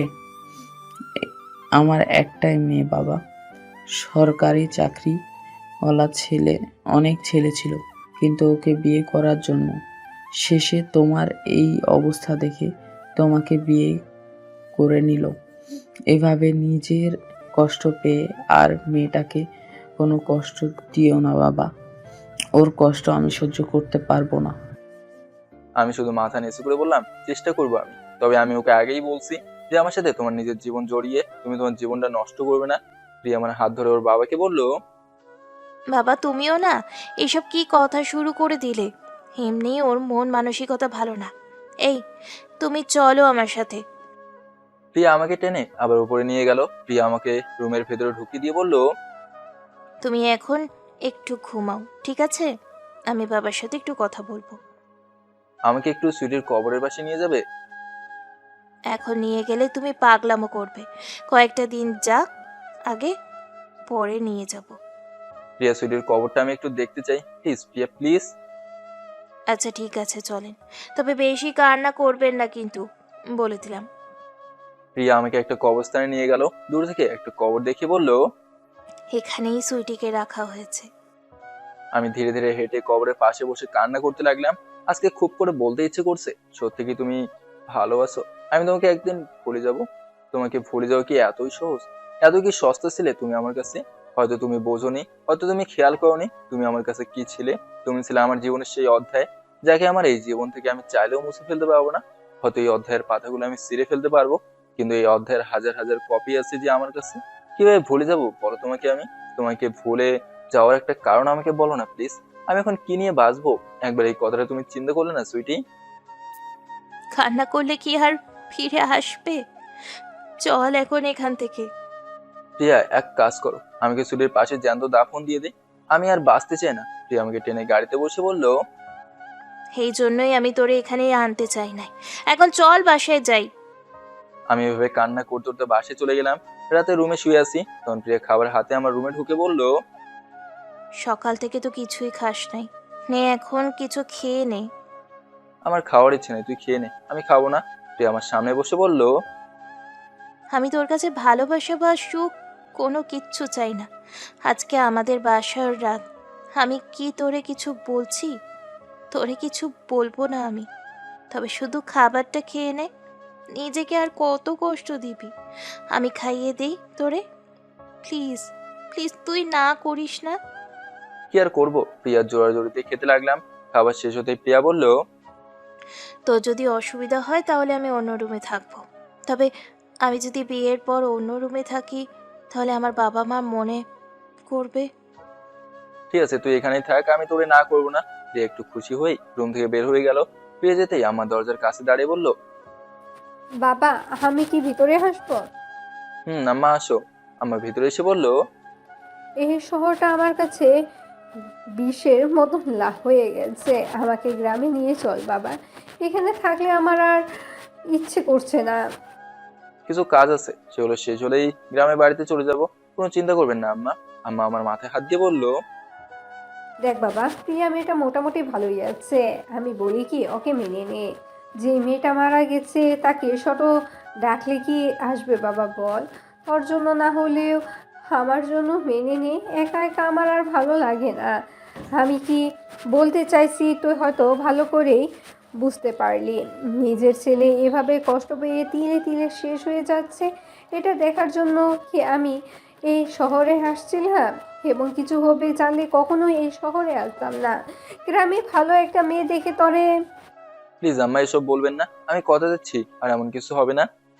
আমি কি ভিতরে আসবো? হো বৌমা, তুমি আসো। প্রিয়া ভেতরে আসতে আম্মা প্রিয়ার হাত ধরে বলল, সবার ঊর্ধ্বে গিয়ে যেহেতু আমার ছেলেকে বিয়ে করলে, তাহলে আমার ছেলেকে ঠিক করার দায়িত্ব তোমার। আর একটা কথা, আমার কিন্তু নাতি চাই। কিভাবে এনে দিবে তা তো আমি জানি না। এখন আমি গেলাম, থাকো তোমরা। আম্মা যাওয়ার পর প্রিয়া বলল, ওনার কথা কিছু মনে করবেন না, বুড়ো মানুষ তো। যেটা ভালো মনে করে সেটাই বলেন। আপনি উপরে থাকেন, আমি নিচে ঘুমাই। হঠাৎ করে তুই থেকে আপনি বললি যে? আগে তুই বলাটা ঠিক ছিল, কিন্তু এখন তো আপনি আমার স্বামী। আর যদি আপনাকে তুই বলি, তাহলে আমার স্বামীকে আমি অসম্মান করলাম। আমি যতটা পারি আপনাকে সম্মান করেই বলবো। প্রিয়া একটা বালিশ নিয়ে নিচে শুয়ে গেল। আমি এটা থেকে বললাম, প্রিয়া তুই উপরে থাক, আমি বরং। না, তার দরকার নেই, আমি নিচে থাকতে পারবো। একটু কষ্ট হবে এই আর কি, তবে আপনাকে তো কষ্ট পেতে দেওয়া যাবে না। আমি বিছানায় শুয়ে বললাম, হঠাৎ করে আমার বউ হয়ে গেলে এটাকে তুই মেনে নিতে পারবি? আমার মতো ছেলেকে। নিজেকে নিয়ে কখনো খারাপ বলবেন না। আর আমি দেখেছি আপনি খুব সুন্দর করে গুছিয়ে ভালোবাসতে পারেন। আপনার মতো এত সুন্দর করে কেউ ভালোবাসা উপস্থাপনা করতে পারবে না। যার জন্য এই মনে ভালোবাসা ছিল সে তো হারিয়ে গেছে, সাথে আমার ভালোবাসাটাও ঠিক হারিয়ে গেছে। একটা কথা কি জানেন, একটা মরা গাছে যদি প্রতিদিন নিয়মিত পানি দেওয়া হয়, তাহলে সেই গাছটা একদিন না একদিন অবশ্যই জীবিত হবে। আমি এখন আপনার কাছে স্বামীর অধিকার নিয়ে কখনো কথা বলবো না। আপনি যেই দিন আমাকে কাছে টেনে নেবেন, সেই দিনের পর থেকে আমি আপনার উপর অধিকার দেখাবো। তবে আমার এই জীবন থাকতে আপনাকে আমি কোনো কষ্ট পেতে দিব না। আমি আর সুইটির মতো ভুল করব না। প্রিয়ার কথা শুনে আমি আর কিছু বললাম না। শুয়ে থেকে শুধু সুইটির কথাগুলো বারবার চিন্তা করছি। তবে সুইটির শেষ ইচ্ছা ছিল আমি কাউকে বিয়ে করে সুখে শান্তিতে সংসার করি। প্রিয়াকে আমি মেনে নেবো হয়তোবা, তবে তার আগে আমার কতগুলো বাকি কাজ সম্পন্ন করতে হবে। আমি প্রিয়াকে ডাক দিয়ে বললাম, প্রিয়া ঘুমিয়ে গেলে নাকি? কিন্তু প্রিয়া কোনো কথা বলছে না, হয়তো ও ঘুমিয়ে গেছে। তবে আমি উপরে শুয়ে আছি আর আমার বউ নিচে শুয়ে আছে, এটা তো ঠিক হলো না। এজন্য প্রিয়াকে কোলে করে নিচ থেকে উপরে শুয়ে আমি ওর পাশে শুয়ে গেলাম। প্রিয়ার দিকে এক দৃষ্টিতে তাকিয়েছি, যদিও ওদের দুই বোনের মাঝে অমিল আছে। এরপরে আমি প্রিয়ার মাঝে আমার সুইটিকে খুঁজে পাই। জানি না এমন কেন হচ্ছে, হয়তো ওর সুইটি আমাকে সবকিছু দিয়ে গেছে। প্রিয়ার দিকে তাকিয়ে থাকতে থাকতে কখন যে ঘুমিয়ে গেলাম বলতেও পারি না। ঘুম থেকে উঠে দেখি প্রিয়া আমার বুকের উপর আমাকে শক্ত করে জোরে ধরে শুয়ে আছে। প্রিয়ার মুখের উপর থেকে চুলগুলো সরিয়ে বললাম, এই বুকে যার জন্য জায়গা ছিল সে আজকে কবরে, আর যাকে কখনো বিয়ে করবো না আশা করছিলাম সে আমার বুকের উপর মাথা রেখে ঘুমিয়ে আছে। এটাই হয়তো নিয়তির বড় খেলা। প্রিয়াকে আমার বুকের উপর থেকে সরিয়ে ওয়াশরুমে চলে গেলাম। ফ্রেশ হয়ে ধীরে ধীরে বাস থেকে বের হয়ে গেলাম। এখন সুমনকে কিভাবে বাস থেকে বের করা যায় আমি সেই চিন্তা করছি। হঠাৎ মাথায় একটা আইডিয়া এলো। সুইটির বাবার নাম্বারে কল দিয়ে কণ্ঠটা একটু মোটা করে বললাম, হ্যাঁ আঙ্কেল কেমন আছেন? সুইটির বাবা আমাকে চিনতে না পেরে বলল, তুমি কে? তোমাকে তো চিনলাম না। আঙ্কেল আমাকে আপনি চিনবেন না, সুমন আমাকে ঠিকই চেনে। ওর কাছে ফোনটা দিলে একটু ভালো হতো। ও আচ্ছা ঠিক আছে, আমি দিতেছি। একটু পর সুমন বলল, হ্যালো, কে বলছেন? আমাকে আপনি চিনবেন না, আমি ব্যাংক থেকে বলছি। আপনার আশেপাশে কেউ নাই তো? না, নাই। কেন বলুন তো?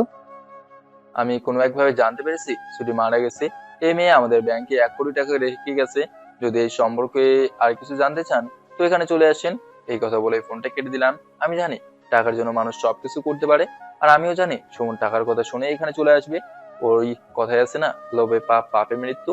একটু বসে থাকতেই দেখি সুমন চলে আসলো। আমি সকাল সকাল এখানে আসছি তো এই জন্য আশেপাশে তেমন কেউ নেই, আর জায়গাটা বেশ নীরব। সুমন ফোনটা নিয়ে হয়তো আমাকে কল দেবে। এখন আমি মুখে মাস্ক লাগিয়ে ধীরে ধীরে ওর কাছে যেতে লাগলাম। আমি রাত থেকে সবকিছু রেডি করে রাখছি, কিভাবে কি করতে হবে। সুমনের পেছনে দাঁড়িয়ে রুমালটা দিয়ে ওর মুখ চেপ ধরলাম আর ও পিছনে আমার দিকে তাকিয়ে অজ্ঞান হয়ে আমার উপর হেলে পড়ে গেল। আমি সুমনকে উঠিয়ে সরাসরি জঙ্গলের ভিতরে ছোট একটা ঘর ছিল, ওখানে চলে গেলাম। ওর হাত পা ভালো করে বেঁধে মুখে পানি দিতেই সুমন আমাকে সামনে থেকে চোখ বড় বড় করে ফেললো। আমি কান্না মিশ্রিত কণ্ঠে বললাম, তুই না থাকলে আজকে আমার কত সুন্দর একটা সংসার থাকতো, আর তুই আমাদের জীবনে এসে সবকিছু ধ্বংস করে দিলি। তোর জন্য আমার সুইটি আত্মহত্যা করছে, তোরে আমি ছেড়ে দেবো কিভাবে বল? তোরে টুকরো টুকরো করে করে মারবো আজকে, কেউ আজকে তোরে বাঁচাতে পারবে না। সুমন আমার কথা শুনে কান্না করতে করতে বললো, ভাই আমার ভুল হয়ে গেছে, আমাকে মাফ করে দেন প্লিজ। আমি ভাবছিলাম সুইটিকে বিয়ে করলে ওর নামে সকল সম্পত্তিগুলো আমি পেয়ে যাব। বিশ্বাস করেন ভাই, ও আপনাকে এতটা ভালোবাসে, আমি ওকে বিয়ে করে সত্যি খুব বড় ভুল করে ফেলেছি। প্লিজ ভাইয়া, আমাকে মাফ করে দেন, আমার ভুল হয়ে গেছে। আমি পিছন থেকে লম্বা ধারালো ছুরি বের করে বললাম, আমার কাছে মাপ চাইবি না, আমি এতটা খারাপ ছিলাম না, আজকে তোদের জন্য আমি খারাপ হয়েছি। যা, তোর মারবো না, ছেড়ে দেবো, তবে কি আমার সুইটিকে ফিরে দিতে পারবি? ভাই আমি লোভে পড়ে এসব করেছি, আমাকে ছেড়ে দেন, আমি বাঁচতে চাই ভাই। আমি সুমনের হাতটা ধরে বললাম, এই হাতে সাইন করে আমার সুইটিকে বিয়ে করলি না তুই? সুইটা দিয়ে ডান হাতে বরাবর দূরে একটা কোপ বসিয়ে দিলাম। সুমনের শরীর থেকে হাতটা ছিটকে দূরে পড়ে গেল। সুমন একটা চিৎকার দিয়ে বলল, ভাই ভাই আমার ভুল হয়ে গেছে, আমাকে ছেড়ে দেন প্লিজ। আপনি যা বলবেন আমি তাই করব। প্লিজ আমাকে ছেড়ে দেন, আল্লাহ দোহাই লাগে, প্লিজ ভাইয়া আমাকে ছেড়ে দেন, আমার হাত থেকে প্রচুর রক্ত বের হচ্ছে। এর মাঝেই ফোনটা টুং টুং করে বাজতে লাগলো। আমি ফোন রিসিভ করে বললাম, প্রিয়া বল। ফোনের উপাস থেকে প্রিয়া কান্না করতে করতে বললো, তুমি আমাকে একা রেখে কোথায় চলে গেলে? নিজের কোনো ক্ষতি করো নাই তো? প্লিজ প্লিজ ফিরে এসো। আমি তোমাকে বিয়ে করেছি একদিন হলো। আমি এত তাড়াতাড়ি বিধবা হতে চাই না। তোমাকে সব জায়গায় খুঁজতে খুঁজতে আমি পাগল হয়ে গেছি। কোথায় আছো বলো না তুমি? আমার কিছু হয় নাই, চিন্তা করো না, আমি ফিরে আসবো, একটু অপেক্ষা কর। ভাইয়া আমার খুব কষ্ট হচ্ছে, আমাকে ছেড়ে দেন প্লিজ, আমাকে মারবেন না আপনি। আমি এই শহর থেকে অনেক অনেক অনেক দূরে চলে যাব। প্লিজ ভাইয়া প্লিজ আমাকে ছেড়ে দেন, আমি বাঁচতে চাই, আমাকে বাঁচতে দেন। আমি ভুল করেছি, আমাকে একটা সুযোগ দেন না ভাইয়া, আমার জীবন ভিক্ষা চাইছি আমি। তোরা আমি কিভাবে মাফ করে দেবো বল? আমি সেদিন তোর সামনে এইভাবে পড়ে একটু ভালোবাসা ভিক্ষা চেয়েছিলাম, বলেছিলাম সুইটিকে দিয়ে দে, কিন্তু তুই দিলি না। আমি এখন কিভাবে তোরা মাফ করবো বল? আমি এখন নিষ্ঠুর হয়ে গেছি, আমার ভিতরে এখন কোনো দয়া মায়া নাই, মাপ চাইলেও এখন কিছু হবে না। পুনর পাশ থেকে প্রিয়া বলল, তুমি কাকে মারতে চাইছো? আর এখন তুমি কোথায় আছো? তাড়াতাড়ি আমাকে ঠিকানা দাও, আমি চলে আসছি। আর সাবধান, কারোর কোনো ক্ষতি করবে না। প্লিজ আমার কথাটা রাখো। প্রিয়াকে এই জায়গার ঠিকানা দিয়ে সুমনের সামনে গিয়ে ওর মাথার চুল ধরে গলায় সুইটে চালিয়ে দিলাম। সুমন চিৎকার করে বাঁচতে চাইছে, কিন্তু আমার ভিতরে এখন কোনো মায়া দয়া নাই। ওর কারণে আমার সুইটি আত্মহত্যা করছে, ওর কারণে আমার সুইটি আত্মহত্যা করেছে। ওকে কিভাবে আমি ছেড়ে দিব? আমার পুরো শরীরে সুমনের রক্ত দিয়ে লাল হয়ে আছে, সুমনের দেহ থেকে মাথাটা আলাদা হয়ে আছে। সুমনের মাথাটা হাতে নিয়ে নিচে বসে বললাম, জানিস তো সুমন, যে ভালোবাসা হারায় সে বোঝে ভালোবাসা হারানোর কি বেদনা। এই পৃথিবীতে 1,47,000 বর্গ মাইলে 20 কোটি মানুষের মাঝে আমার এই সুইটির উপর ভালোবাসার অনুভূতি ছিল, সেটা তুই ধ্বংস করে চুরমার করে দিলি। সবকিছু কি লাভ হলো তোর বল? আমাকে কাঁদিয়ে শুধু 3টা জীবন নষ্ট হয়ে গেল। না পাইলে তুই বাঁচতে, আর আমি তো জীবিত থেকেও জিন্দা লাশ হয়ে গেছি। এখন কথা বল তুই, কিরে কথা বলিস না কেন? এভাবে চুপ করে আসোস কেন? এটা তুই কি করলি? কেন এমন করলি? ওকে মেরে কি লাভ হয়েছে তোর? দরজার সামনে তাকে দেখি প্রিয়া সব কথা বলছে। আমি প্রিয়ার দিকে তাকিয়ে শুধু হাসি দিয়ে বললাম, আমার সুইটিকে আমার থেকে কেড়ে নিয়ে কেউ কি সুখে থাকতে পারবে? আর দেখ, ওকেও মেরে ফেললাম, ভুল তো আমি করছি। ছুটি থাকতে ওকে মারলে আজকে আমার আর এই দিন দেখতে হতো না। ভালোবাসার মায়ায় পড়ে মানুষ কত কিছুই না করে। হ্যাঁ, আমিও কাউকে খুন করে ফেললাম। যেই মানুষটা একটা মশা মারতে ভয় পায়, আজকে সে কারো গলায় ছুরি চালিয়েছে। এসব চিন্তা করলে খুব খুব হাসি পাচ্ছে। প্রিয়া আমার সামনে এসে ঠাস ঠাস করে আমার গালে একটা চড় দিয়ে বললো, তোরে আমি কতবার বারণ করছি এসব না করতে, কেন এমন করলি? কেন খুনি হলি? আমার জন্য তুই চিন্তা করিস না, তুই বরং বাসায় যা, আমাকে আমার মতোই ছেড়ে দে। কিন্তু আমার কথা না শুনে প্রিয়া ওর ওড়না দিয়ে আমার শরীর ঢেকে বলল, চুপচাপ চল আমার সাথে, কোনো কথা বলবি না। প্রিয়া আমাকে টেনে গাড়ির কাছে নিয়ে গেল। গাড়িতে গিয়ে বসতেই প্রিয়া চুপচাপ বসে কান্না করতে লাগলো। এই যে কান্না শুরু করলো, ওর কান্না থামার আর কোনো নাম নাই। প্রিয়ার দিকে একটা হাত বাড়িয়ে বললাম, ওই কি হয়েছে, এভাবে কান্না করছো কেন? প্রিয়া আমার হাত দূরে সরিয়ে বলল, আমাকে ধরবি না তুই, কাউকে খুন করে এসে আমাকে ধরে অপবিত্র করবি না। তুই আমার স্বামী বলে তোরে কিছু বললাম না, নইলে লাথি মেরে গাড়ির ভিতর থেকে ফেলে দিতাম। বুঝলাম এই মেয়ে এখন অনেক রেগে আছে, ওর সাথে এখন কথা না বলাই উত্তম হবে। বাসের সামনে যেতেই প্রিয়া আমার হাত ধরে বলল, আমি যা বলবো তাই করবি, যদি উল্টাপাল্টা কিছু করিস তো তোর খবর আছে, কিন্তু বলে দিলাম। প্রিয়ার সাথে বাসার ভিতরে ঢুকে দেখি আমাদের পরিবারের সবাই বসে আড্ডা দিচ্ছে।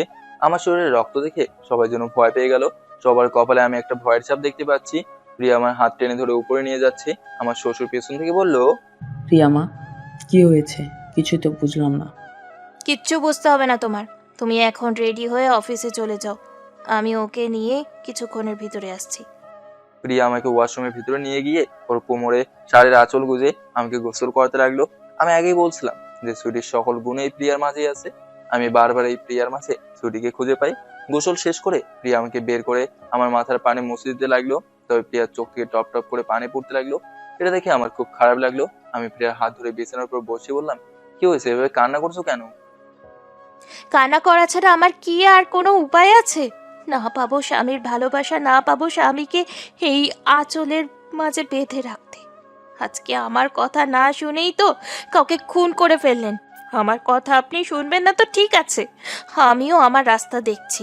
সুইটি তো বিষ খেয়েছে, এখন চাইছেন আমিও বিষ? প্রিয়ার মুখে হাত ধরে বললাম, আর যাই করো সব কথা বলবে না প্লিজ। তোমাকে একটা কথা বলি প্রিয়া, শুনলে হয়তো খুশি হবে।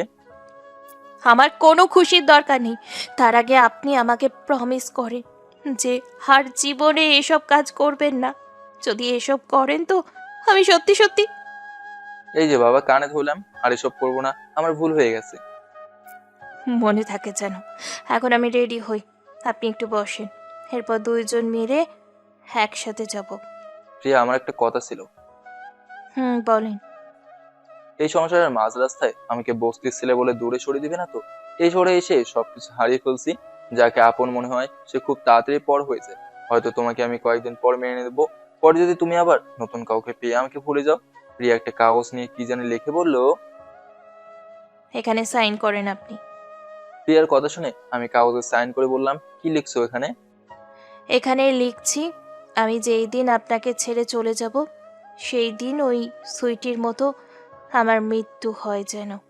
আর তখন আমি স্বেচ্ছায় আমার জীবন দিয়ে দিব। আমার এই এক জীবনে শুধু আপনাকে আগলে রাখতে চাই, আমার আর কিচ্ছু লাগবে না। আপনি আমার স্বামী, আমি আপনাকেই সব সময় মত্ত থাকতে চাই। আমি একটা মুচকে হাসি দিয়ে বললাম, আচ্ছা ম্যাডাম, সবকিছু বুঝেছি, এখন রেডি হন। শাড়ি পরাতে পারেন? পারি, তবে একটু একটু। স্বামীর হাত থেকে কোন মেয়ে শাড়ি পরতে চাইবে না? তবে আমার কপাল খারাপ। আমি দাঁড়িয়ে শাড়িটা হাতে নিয়ে বললাম, এত না পেঁচিয়ে সরাসরি বললেই তো পারো। এখন সোজা হয়ে দাঁড়াও, আমি শাড়ি পরে দিচ্ছি। আমি তো সোজা হয়ে দাঁড়িয়ে আছি, আপনি শাড়ি পরিয়ে দেন। এই কথা বলে প্রিয়া শরীর থেকে সব কাপড় টেনে খুলে ফেললো। আমি আমার চোখ বন্ধ করে বললাম, এটা কি করছো তুমি, পাগল হয়েছো? থাক, আর ঢং করতে হবে না। সেই দিন তো সব কিছু নিজের চোখেই দেখলেন।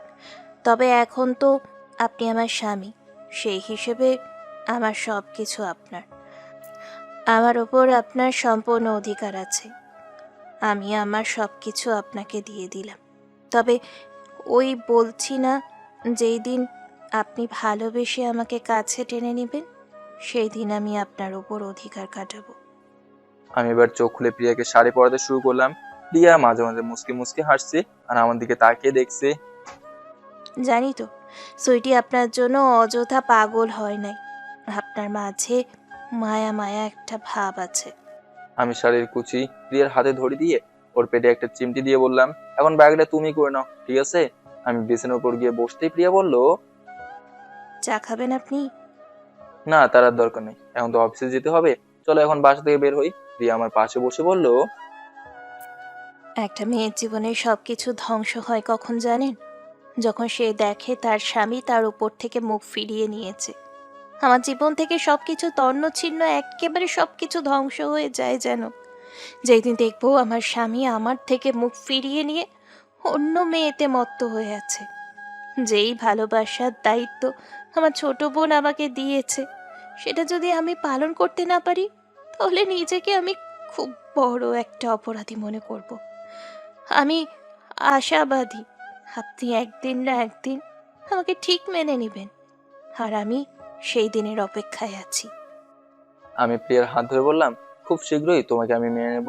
আজকে যেমন তুমি আমার অনুমতি ছাড়া আমার বুকের উপর জায়গা করে নিয়েছো, আমিও মনে করি ঠিক এমন ভাবে আমার অনুমতি ছাড়া তুমি একদিন এই মনে জায়গা করে নেবে। এখন চলেন ম্যাডাম, আমাদের এত দেরি করে লাভ নেই, যেতে তো হবে। প্রিয়া আমার মুখের দিকে তাকিয়ে বলল। আমি তো রেডি আছি। প্রিয়াকে নিয়ে নিচে নামতেই আমা বলল, বাবা কিছু তো খাস নাই, কিছু খেয়ে যা। পরে এসে খাবো আম্মা, এখন অফিসে গেলাম। বাসা থেকে বের হয়ে গাড়িতে বসে গেলাম। গাড়িতে আপন গতিতে চলতে লাগলো। আমি চুপচাপ বসে গাড়ির বাইরের দিকে তাকিয়ে আছি। অফিসের সামনে নেমে প্রিয়া হাত দিয়ে আমার চুল ঠিক করে বলল, এখন নিজেকে নিয়ে মোটেও নর্মাল মনে করবেন না। এখন আপনার পরিচয় কি ভালো করেই জানেন তো।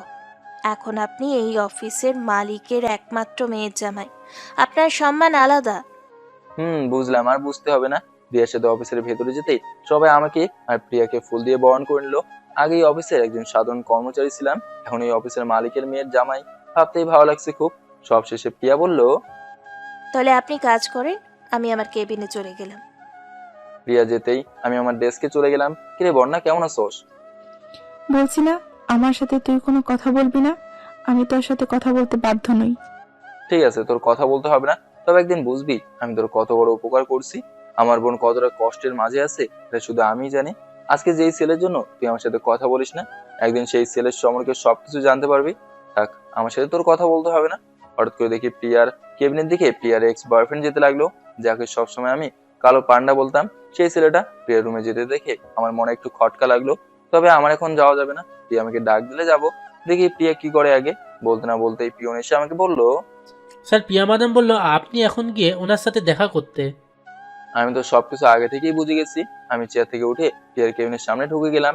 দরজার কাছে গিয়ে শুনি কালো পান্ডা বলছে, ভুল হয়েছে, আমাকে মাফ করে দাও প্লিজ। প্রিয়া দরজার কাছে আমাকে দেখে বলল, এই, আপনি দাঁড়িয়ে আছেন কেন? তাড়াতাড়ি ভিতরে আসেন, আমি তো আপনার জন্য অপেক্ষা করে আছি। প্রিয়ার কথা শুনে আমি ভেতরে গেলাম। প্রিয়া এসে আমার হাত জোরে ধরলো, আমাকে টেনে ওর চেয়ারে বসিয়ে আমার গলা জোরে ধরে প্রিয়া বলল, আমি এক বাক্যে বলছি, আমি আমার স্বামীকে নিজের জীবনের চাইতেও বেশি ভালোবাসি। যদি আমাদের মাঝে কেউ আসে তাহলে আমি তাকে মারতে একটুও দ্বিধাবোধ করব না। আমার স্বামী শুধু একান্তই আমার, আর তোর সাথে বর্তমানে আমার কোনো সম্পর্ক নেই।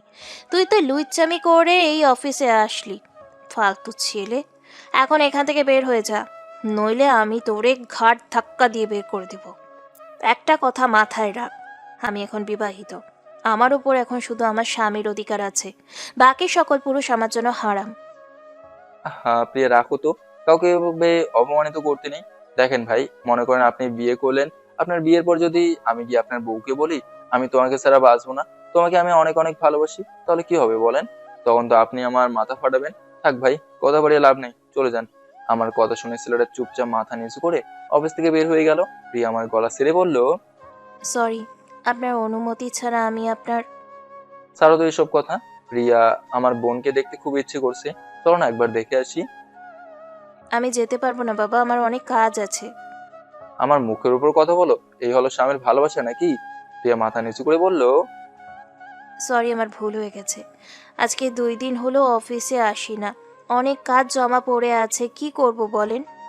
আমি বড় নাকি তোমার কাজ বড়? প্রিয়া মুখ কালো করে বলল, সরি, আমার ভুল হয়ে গেছে, এখন চলেন। আপনি যা বলবেন আমি তাই করব। এভাবে রাগ করে গেলে হবে বলো? আমার বোনের বাসা থেকে এসে কাজ করিও, আমি না করব না। ওকে চলেন। রাগ করছো মনে হচ্ছে। রাগ করেছি তো কি করবেন আপনি? আমি কি করব তাই তো দেখাচ্ছি তোমাকে। আমি প্রিয়াকে কোলে নিয়ে বললাম, এখন কি করবে ম্যাডাম? ছাড়েন আমাকে, অফিসের মানুষ সবাই দেখছে আমাদের। আমি প্রিয়ার কেবিন থেকে বের হতে হতে বললাম, দেখলে আমার কি, আমি আমার বউকে কোলে নিয়েছি, অন্য কাউকে তো আর কোলে নেই নেই। প্রিয়ার কেবিন থেকে বের হয়ে দেখি স্যার বর্ণাকে কোনো একটা বিষয় বুঝে দিচ্ছে। আমাদের দেখে স্যার এগিয়ে এসে বলল, কি ব্যাপার জামাই, আমার মেয়েকে এভাবে নিয়ে কোথায় যাওয়া হচ্ছে? এই তো বাবা, প্রিয়াকে নিয়ে আমি একটু আমার বোনের বাসায় যাব, অনেকদিন হলো বোনটাকে দেখি নাই। আবির, যদি উল্টাপাল্টা কিছু করে তোমার সাথে? আমি থাকতে আমার স্বামীর গায়ে কেউ হাত দিবে, এটা কিভাবে হতে পারে? আমি আছি না বাবা, কিচ্ছু হবে না। স্যার হাসি দিয়ে বলল, আচ্ছা ঠিক আছে, যাও, কোনো ঝামেলা যাতে না হয়। অফিস থেকে বের হয়ে আমি প্রিয়াকে নিচে নামিয়ে বললাম, তুমি বাসায় গিয়ে আমাকে নিয়ে আসো, আমি আমার বোনের জন্য কিছু কিনি। আচ্ছা তাড়াতাড়ি করেন, আমি যাব আর আসবো। ওকে যাও। প্রিয়া যাওয়ার পর আমি মাইকে কল দিলাম। মাই ফোন রিসিভ করে বলল, ভাইয়া, এতদিন পর আমাকে মনে হলো, ভুলেই গেলি দেখে আমাকে? ভুলেই তো গেছি। এখন শোন, আমি আমার আম্মা আর আমার বউকে নিয়ে তোদের বাসায় আসছি, তোর স্বামীকে বলে রাখিস। আচ্ছা ভাইয়া, তুই তাড়াতাড়ি আয়, আমি তোর জন্য অপেক্ষা করছি। ফোন কেটে দিয়ে মায়ের জন্য যা যা কেনার দরকার তাই তাই কিনলাম। কিছুক্ষণ পর প্রিয়া চলে আসলো। গাড়িতে বসতে আম্মা বলল, বাবা, আবির তো আবার কোনো ঝামেলায় পড়বে না তো? আরে না আম্মা, এই নিয়ে তুমি কোনো চিন্তা করো না। আমরা সবাই মিলে মায়ের বাসায় চলে গেলাম। দরজার সামনে গিয়ে কলিং বেল দিতেই মা এসে দরজা খুলে দিল। দরজা খুলে দিয়েই মা এসে আমাকে জড়িয়ে ধরলো। আমি সবকিছু নিয়ে ভেতরে ঢুকলাম। আবির আমার সামনে এসে আমার হাত থেকে ব্যাগগুলো নিয়ে বলল, বড় ভাই, আপনি কেমন আছেন? আবিরের এমন ভালো আচরণ দেখে আমি বোকা হয়ে গেলাম। আবির আবার এতটা ভালো হলো কিভাবে? ভেতরে সবাই মিলে একটু আড্ডা দিলাম। আবির সবার সামনে বলল, ভাইয়া, আমি কি আপনার সাথে কিছুক্ষণ কথা বলতে পারি? প্রিয়া আমার হাত ধরে বলল, না, ওকে এখন কোথাও নিয়ে যেতে পারবেন না। আমি প্রিয়ার হাত ছুঁড়ে বললাম, কিছু হবে না, আমার জন্য তুমি চিন্তা করো না। প্রিয়ার ভয় দেখে মাহি বলল, ভাবি, আমার স্বামী এখন ভালো হয়ে গেছে, এখন নামাজ পড়ে। ও আগে কি করতো এসব আমি জানি না, তবে আমার স্বামী এখন অনেক অনেক ভালো হয়ে গেছে। প্রিয়া আমার দিকে তাকিয়ে ইশারা করে বলল। সাবধানে থাকবেন। আবিরের সাথে আমি আলাদা একটা রুমে চলে গেলাম। আবির রুমের দরজা বন্ধ করে বলল, মাফ করে দিবেন ভাইয়া, আমি অপরাধ করেছি, ভুল করেছি। হঠাৎ করে এতটা অনুতপ্ত হলে যে? সবকিছু হয়েছে মাহির জন্য। আপনার বোন এসে আমার জীবনটাকে পরিবর্তন করে দিয়েছে। তবে অন্য একদিন সবকিছু বলবো। যাই হোক, আমি খুশি হয়েছি। তুমি এখন আগের থেকে খুব ভালো হয়ে গেছো। আবিরের সাথে আর কিছুক্ষণ আড্ডা দিয়ে রুম থেকে বের হলাম। সবকিছু শেষে বাসায় ফিরে চলে এলাম। বাসায় যাওয়ার পর আমাকে ইশারা করে বললাম, রুমে যাও, আমি আসছি। আমি প্রিয়াকে বললাম, তুমি গোসল করে নাও, আমি একটু আমার সাথে কথা বলে আসি। এই কথা বলে আমি আম্মুর কাছে চলে গেলাম। দরজা বন্ধ করে বললাম, আম্মু সবকিছু রেডি করে নাও, আজকে রাতে আমরা এই শহর ছেড়ে চলে যাব। হঠাৎ করে আম্মা আমার এমন প্রশ্ন শুনে অবাক হয়ে গেল। আমি আবার বললাম, আমি যা বললাম সেটাই করবো। আমি এই শহরে এসেছিলাম একটু সুখের জন্য, আর দেখো আজকে কত কষ্ট পেতে পেতে আমার এই অবস্থা। বোন হারিয়েছি, ভালোবাসা হারিয়েছি, আর এখন যদি এখানে থাকি তাহলে তোমাকেও হারাবো আমি, আর এই শহরে থাকবো না। এসেছি খালি হাতে, যাবো খালি হাতে। বাবা, তুই যে প্রিয়াকে বিয়ে করলি, ওকে সাথে নিবি না? তোমার কি মনে হয় আমার মতো গরিব ঘরের ছেলের সাথে ও সংসার করবে? প্রিয়ার বাবা আমাকে 3বার কিনে বিক্রি করে দেবে, এই ক্ষমতা ওদের আছে। ওদের তো একবার এই কথা বলার দরকার। কাউকে কিছু বলতে হবে না আম্মু, আমি যেটা বললাম তাই হবে। আম্মা চুপ করে আছে, কোনো কথা বলছে না। আমি বুঝছি ওনার মন খারাপ হয়েছে, তবে কি আর করার, যেতে তো হবেই। রাতে সবাই টেবিলে খাওয়ার জন্য বসলো। আমি টেবিল থেকে দাঁড়িয়ে বললাম, আজকে আমি আর প্রিয়া খাবার পরিবেশন করব, আপনারা খাবেন। আমার এই কথা শুনে শাশুড়ি আম্মা বলল, দরকার নাই এসবের বাবা, তোমরা বসো, আমি খাবার দিচ্ছি।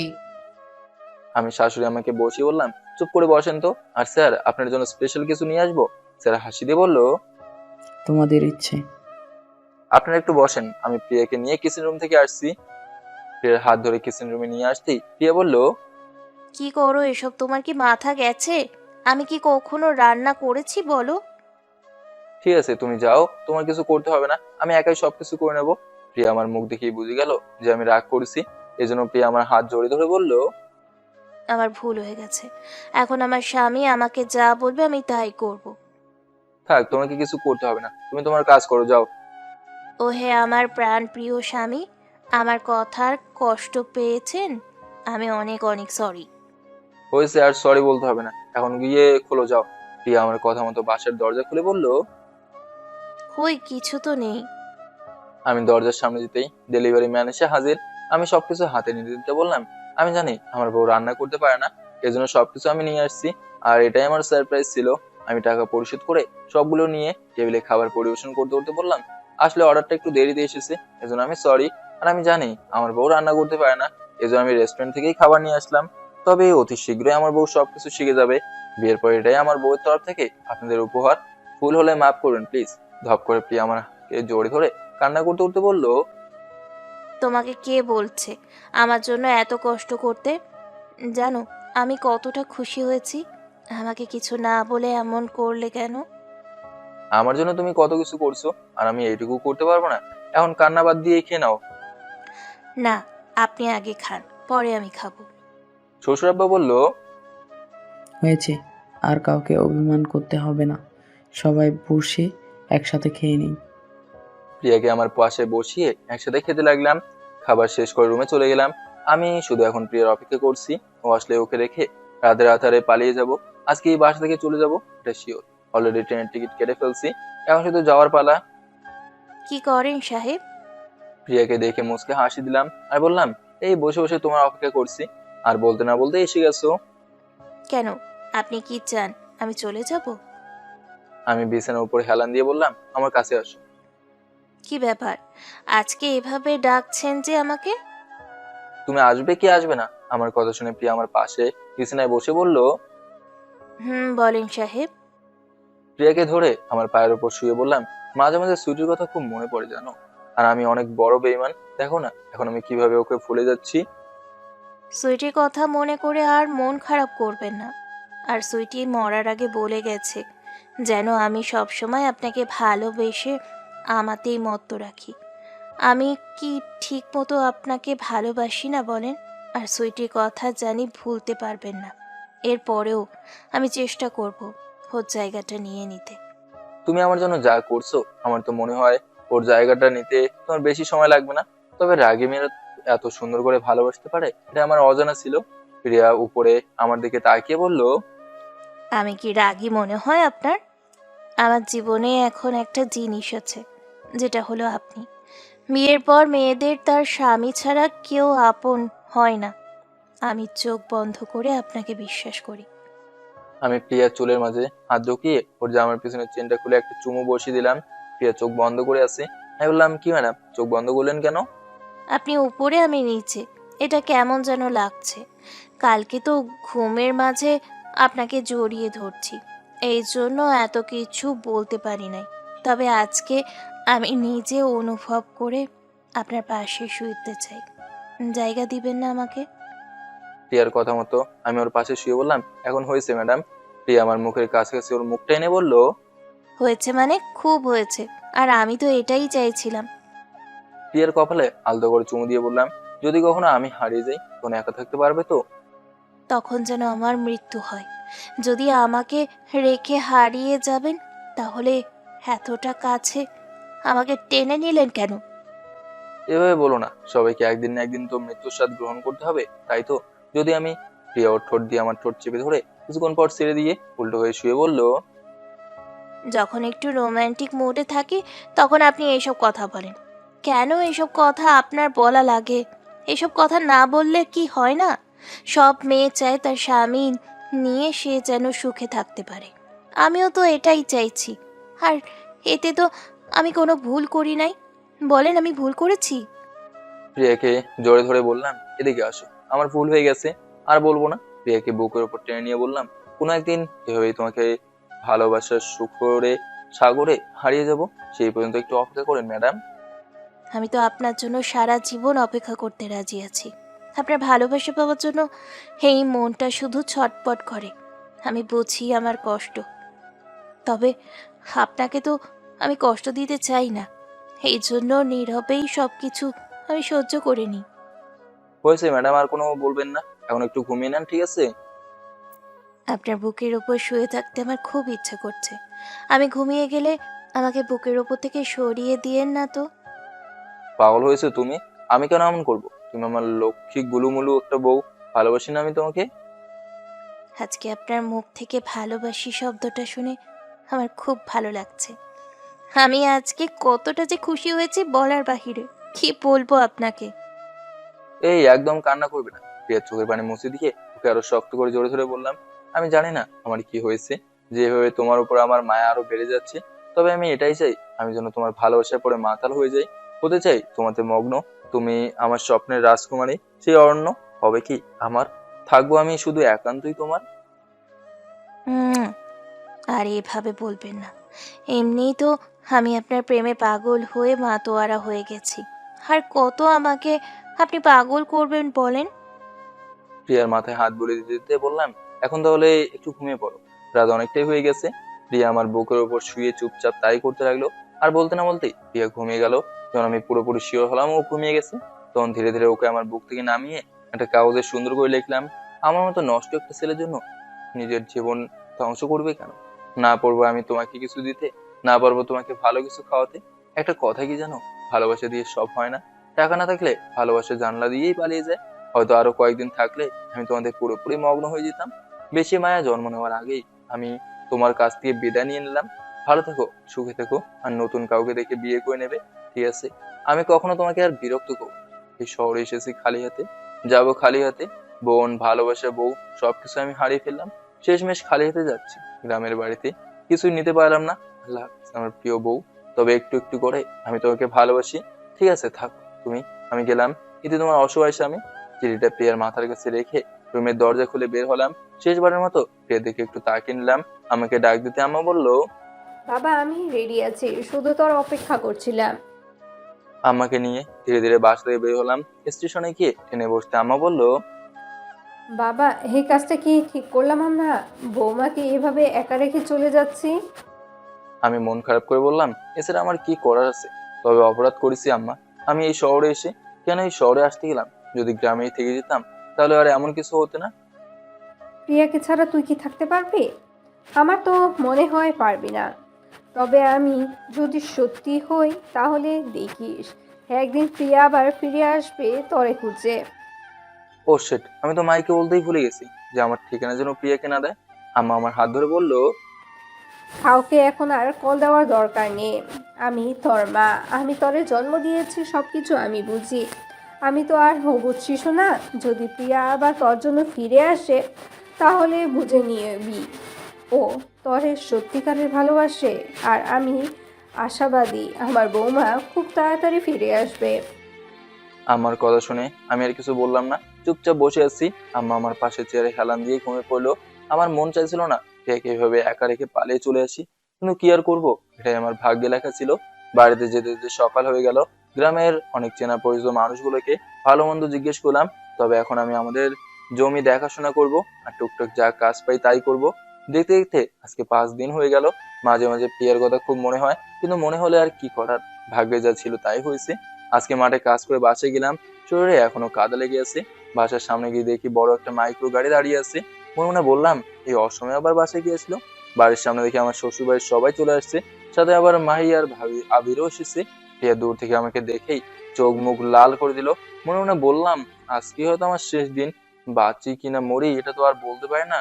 আম্মা আমাকে বললো, বাবা যা গোসল করে বাজার নিয়ে আয়, তোর শ্বশুর শাশুড়ি এসেছে। আমি ওনাদের সালাম করে বললাম, আপনারা ভালো আছেন? শ্বশুর আব্বা একটু রাগী গলায় বললো, কাজটা কিন্তু তুমি ঠিক করো নাই জামাই। তোমার জন্য অফিস ফেলে রেখে এসেছি। এভাবে আমাদের কাউকে কিছু না বলে বাসা থেকে পালিয়ে আসার কোনো মানে আছে? আমরা কি কিছু বলেছি তোমাকে? সরি বাবা, আমার ভুল হয়েছে। আপনারা ভেতরে যান, আমি গোসল করে আসি। আমি গোসল করতে পুকুরের দিকে যাচ্ছি, আমার পেছনে পেছনে প্রিয়া চলে আসলো। কিছু দূর যেতেই প্রিয়া দৌড়ে এসে আমাকে জড়িয়ে ধরলো। আর ওর যে কি কান্না, কি বলবো। শুধু বলছে, আমাকে ফেলে রেখে কেন আসলেন? আমি আপনাকে ভালোবেসে কি কোনো ভুল করেছি? আমাকে ফেলে চলে আসলেন কেন? এই প্রশ্নের উত্তর দিতে হবে আজকে। প্রিয়াকে সরিয়ে ওর চোখের পানি মুছে বললাম, আমার শরীরে কাদা লেগে আছে, দেখছো না? এখন তুমি বাসে যাও, আমি গোসল করে আসছি, পরে সবকিছু বলছি তোমাকে। আপনার আজকে খবর আছে, বলে দিলাম আমি। আমার সাথে ফাজলামো করেন না, বলে দিলাম কিন্তু। আপনার খবর আছে। আজকে দেখবেন হেই প্রিয়ার আসল রূপ। স্বামীকে কিভাবে ঠিক করতে হয় এটা আমি খুব ভালো করেই জানি।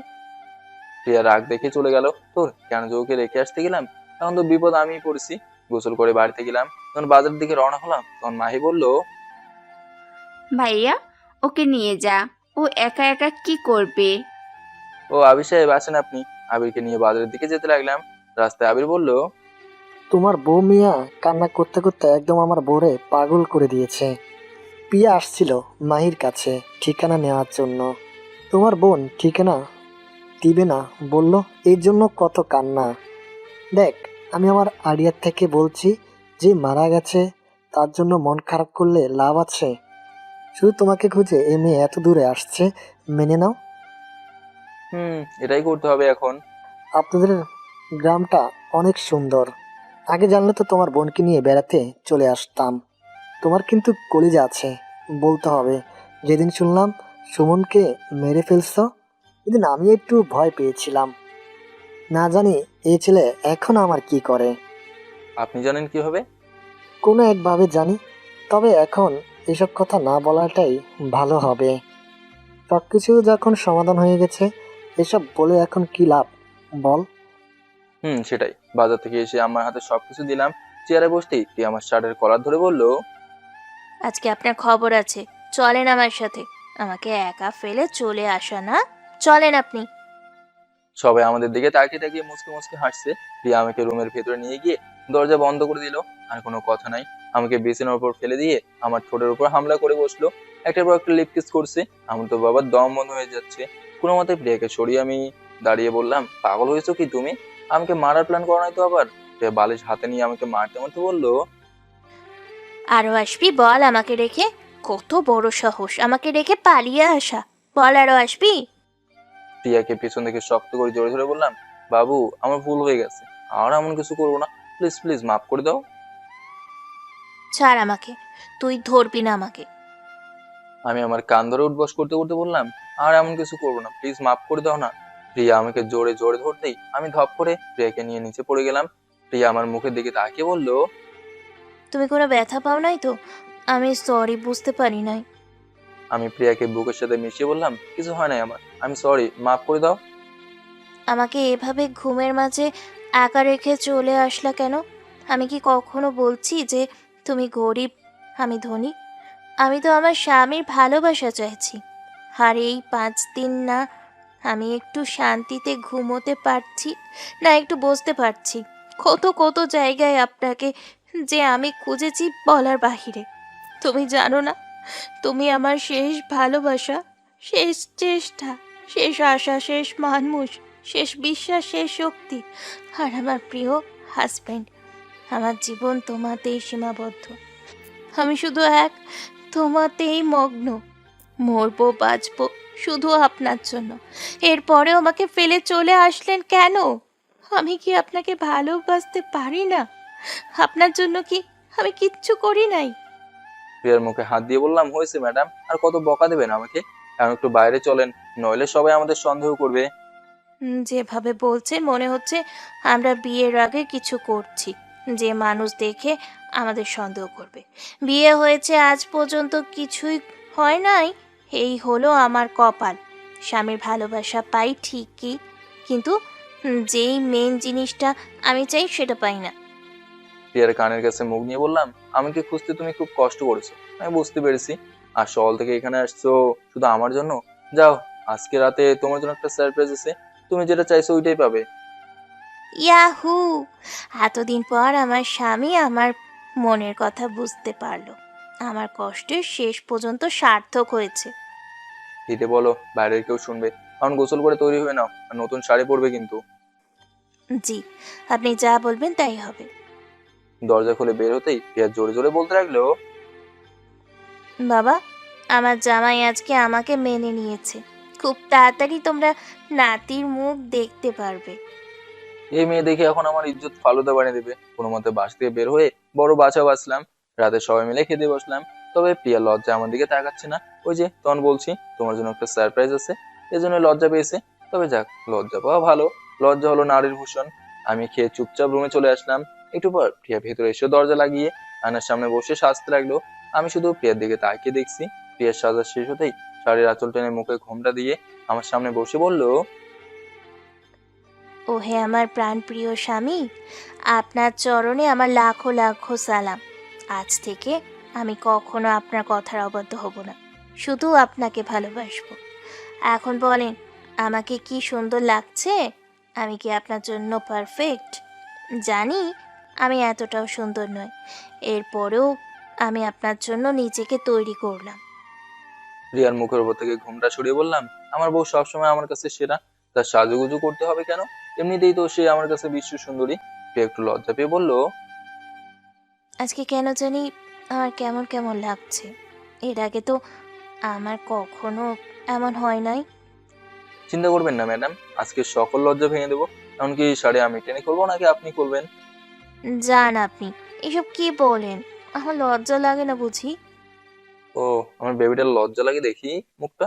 প্রিয়া আমার বুকের উপর মাথা দিয়ে আমার বুকে ছোট ছোট চুমু দিতে বলল, আপনার মায়ায় পড়ে গেছি আমি লাদেন সাহেব। এখন আপনি যা চাইবেন আমার তা করা ছাড়া কোনো উপায় নাই। আমাকে মারলেও আপনি, কাটলেও আপনি, শুধু এই জীবনটা আপনার জন্য। প্রিয়ার মুখ ধরে আমি আমার ঠোঁটের সাথে ওর ঠোঁট মিলিয়ে দিলাম। তারপর আর কি লাইট বন্ধ করে দিলাম। তারপর আপনারা আর কিছু বললেন না, মেয়েরা একটু ভালো হন। আমি ডান হাত দিয়ে লাইট বন্ধ করে প্রিয়ার সাথে সুখের সাগরে হারিয়ে গেলাম। খুব ভোরে উঠে প্রিয়ার সাথে গোসল করে নিলাম। প্রিয়া শুধু আমাকে দেখে হাসতে হাসতে বলছে, কি গো স্বামী, এভাবে তাকিয়ে দেখেন কেন? আমি হাসি দিয়ে বললাম, আমি আমার বউকে দেখি কেন, তোমার সমস্যা? না বাবা, আমার আবার সমস্যা হবে কেন? আচ্ছা, এভাবে রাগ করে শহর থেকে এসে গেছেন, এখন তো আবার ফিরে যেতে হবে। আমি যাব না, আমার যেতে ইচ্ছে করছে না। আপনি না গেলে আমিও যাব না। আমার স্বামী যেখানে, আমি সেখানে আছি। আচ্ছা ম্যাডাম, কয়েকটা দিন যাক, আগে দেখি কি করা যায়। করা যায় বলে হবে না, যেতে তো হবেই। গ্রামের বাড়িতে 2 দিনের মতো থেকে আবার শহর চলে গেলাম। তবে এখন আমি অনেক বিজি হয়ে গেছি। অফিস সামলাতে হয়, বউ সামলাতে হয়। তবে প্রিয়া আমাকে খুব প্যারা দেয় বাবা। একটা বছর চলে গেল, আমি বলতে পারি না। এখন আমি সুরিকে একেবারেই ভুলে গেছি। ওর কথা আমার মাথায় নাই। আমার প্রিয়া এখন 8 মাসের প্রেগনেন্ট। আজকে রাস্তা দিয়ে হেঁটে যাচ্ছি, তখন একটা মেয়ের সাথে আমার ধাক্কা লাগলো। আমি পেছনে ফিরে যেয়ে সরি বলবো, তখন সুইটিকে দেখে আমি বোকা হয়ে গেলাম। আমার শরীরে পুরো লোম দাঁড়িয়ে গেল। এতদিন পর আমার সেই পুরাতন সুইটি কি করে? ও তো মারা গেছে। তাহলে এই 1 বছর পর কোথা থেকে আসলো? আমি সুইটির হাত ধরে বললাম, সুইটি তুমি এখানে? তুমি না মারা গেছো? কিভাবে তুমি? এই ছেলে, আমার হাত ছাড়ো বলছি। কি আজব, আপনি কে? আপনাকে তো আমি চিনি না। ফালতু ছেলে, রাস্তায় মেয়েদের দেখলেই বিরক্ত করতে ইচ্ছে করে না। মা বোনদের সম্মান করতে শিখুন। এই কথা বলে মেয়েটা হনহন করে হেঁটে চলে গেল। তবে আমার চোখের দেখা ভুল হতে পারে না, এটাই আমার সুইটি। তবে ধুর, এসব আমি কি চিন্তা করছি, ও তো মারা গেছে। এই পৃথিবীতে একজনের মতো কত মেয়ে আছে। আমি আর না দাঁড়িয়ে অফিসে চলে গেলাম। এভাবেই যেন আমার সামনের দিনগুলো যায়। তবে জানি না ভবিষ্যতে আমার জন্য কি অপেক্ষা করছে। গল্পটা আর বাড়ালাম না। সবাই ভালো থাকবেন, সুস্থ থাকবেন। আল্লাহ হাফেজ।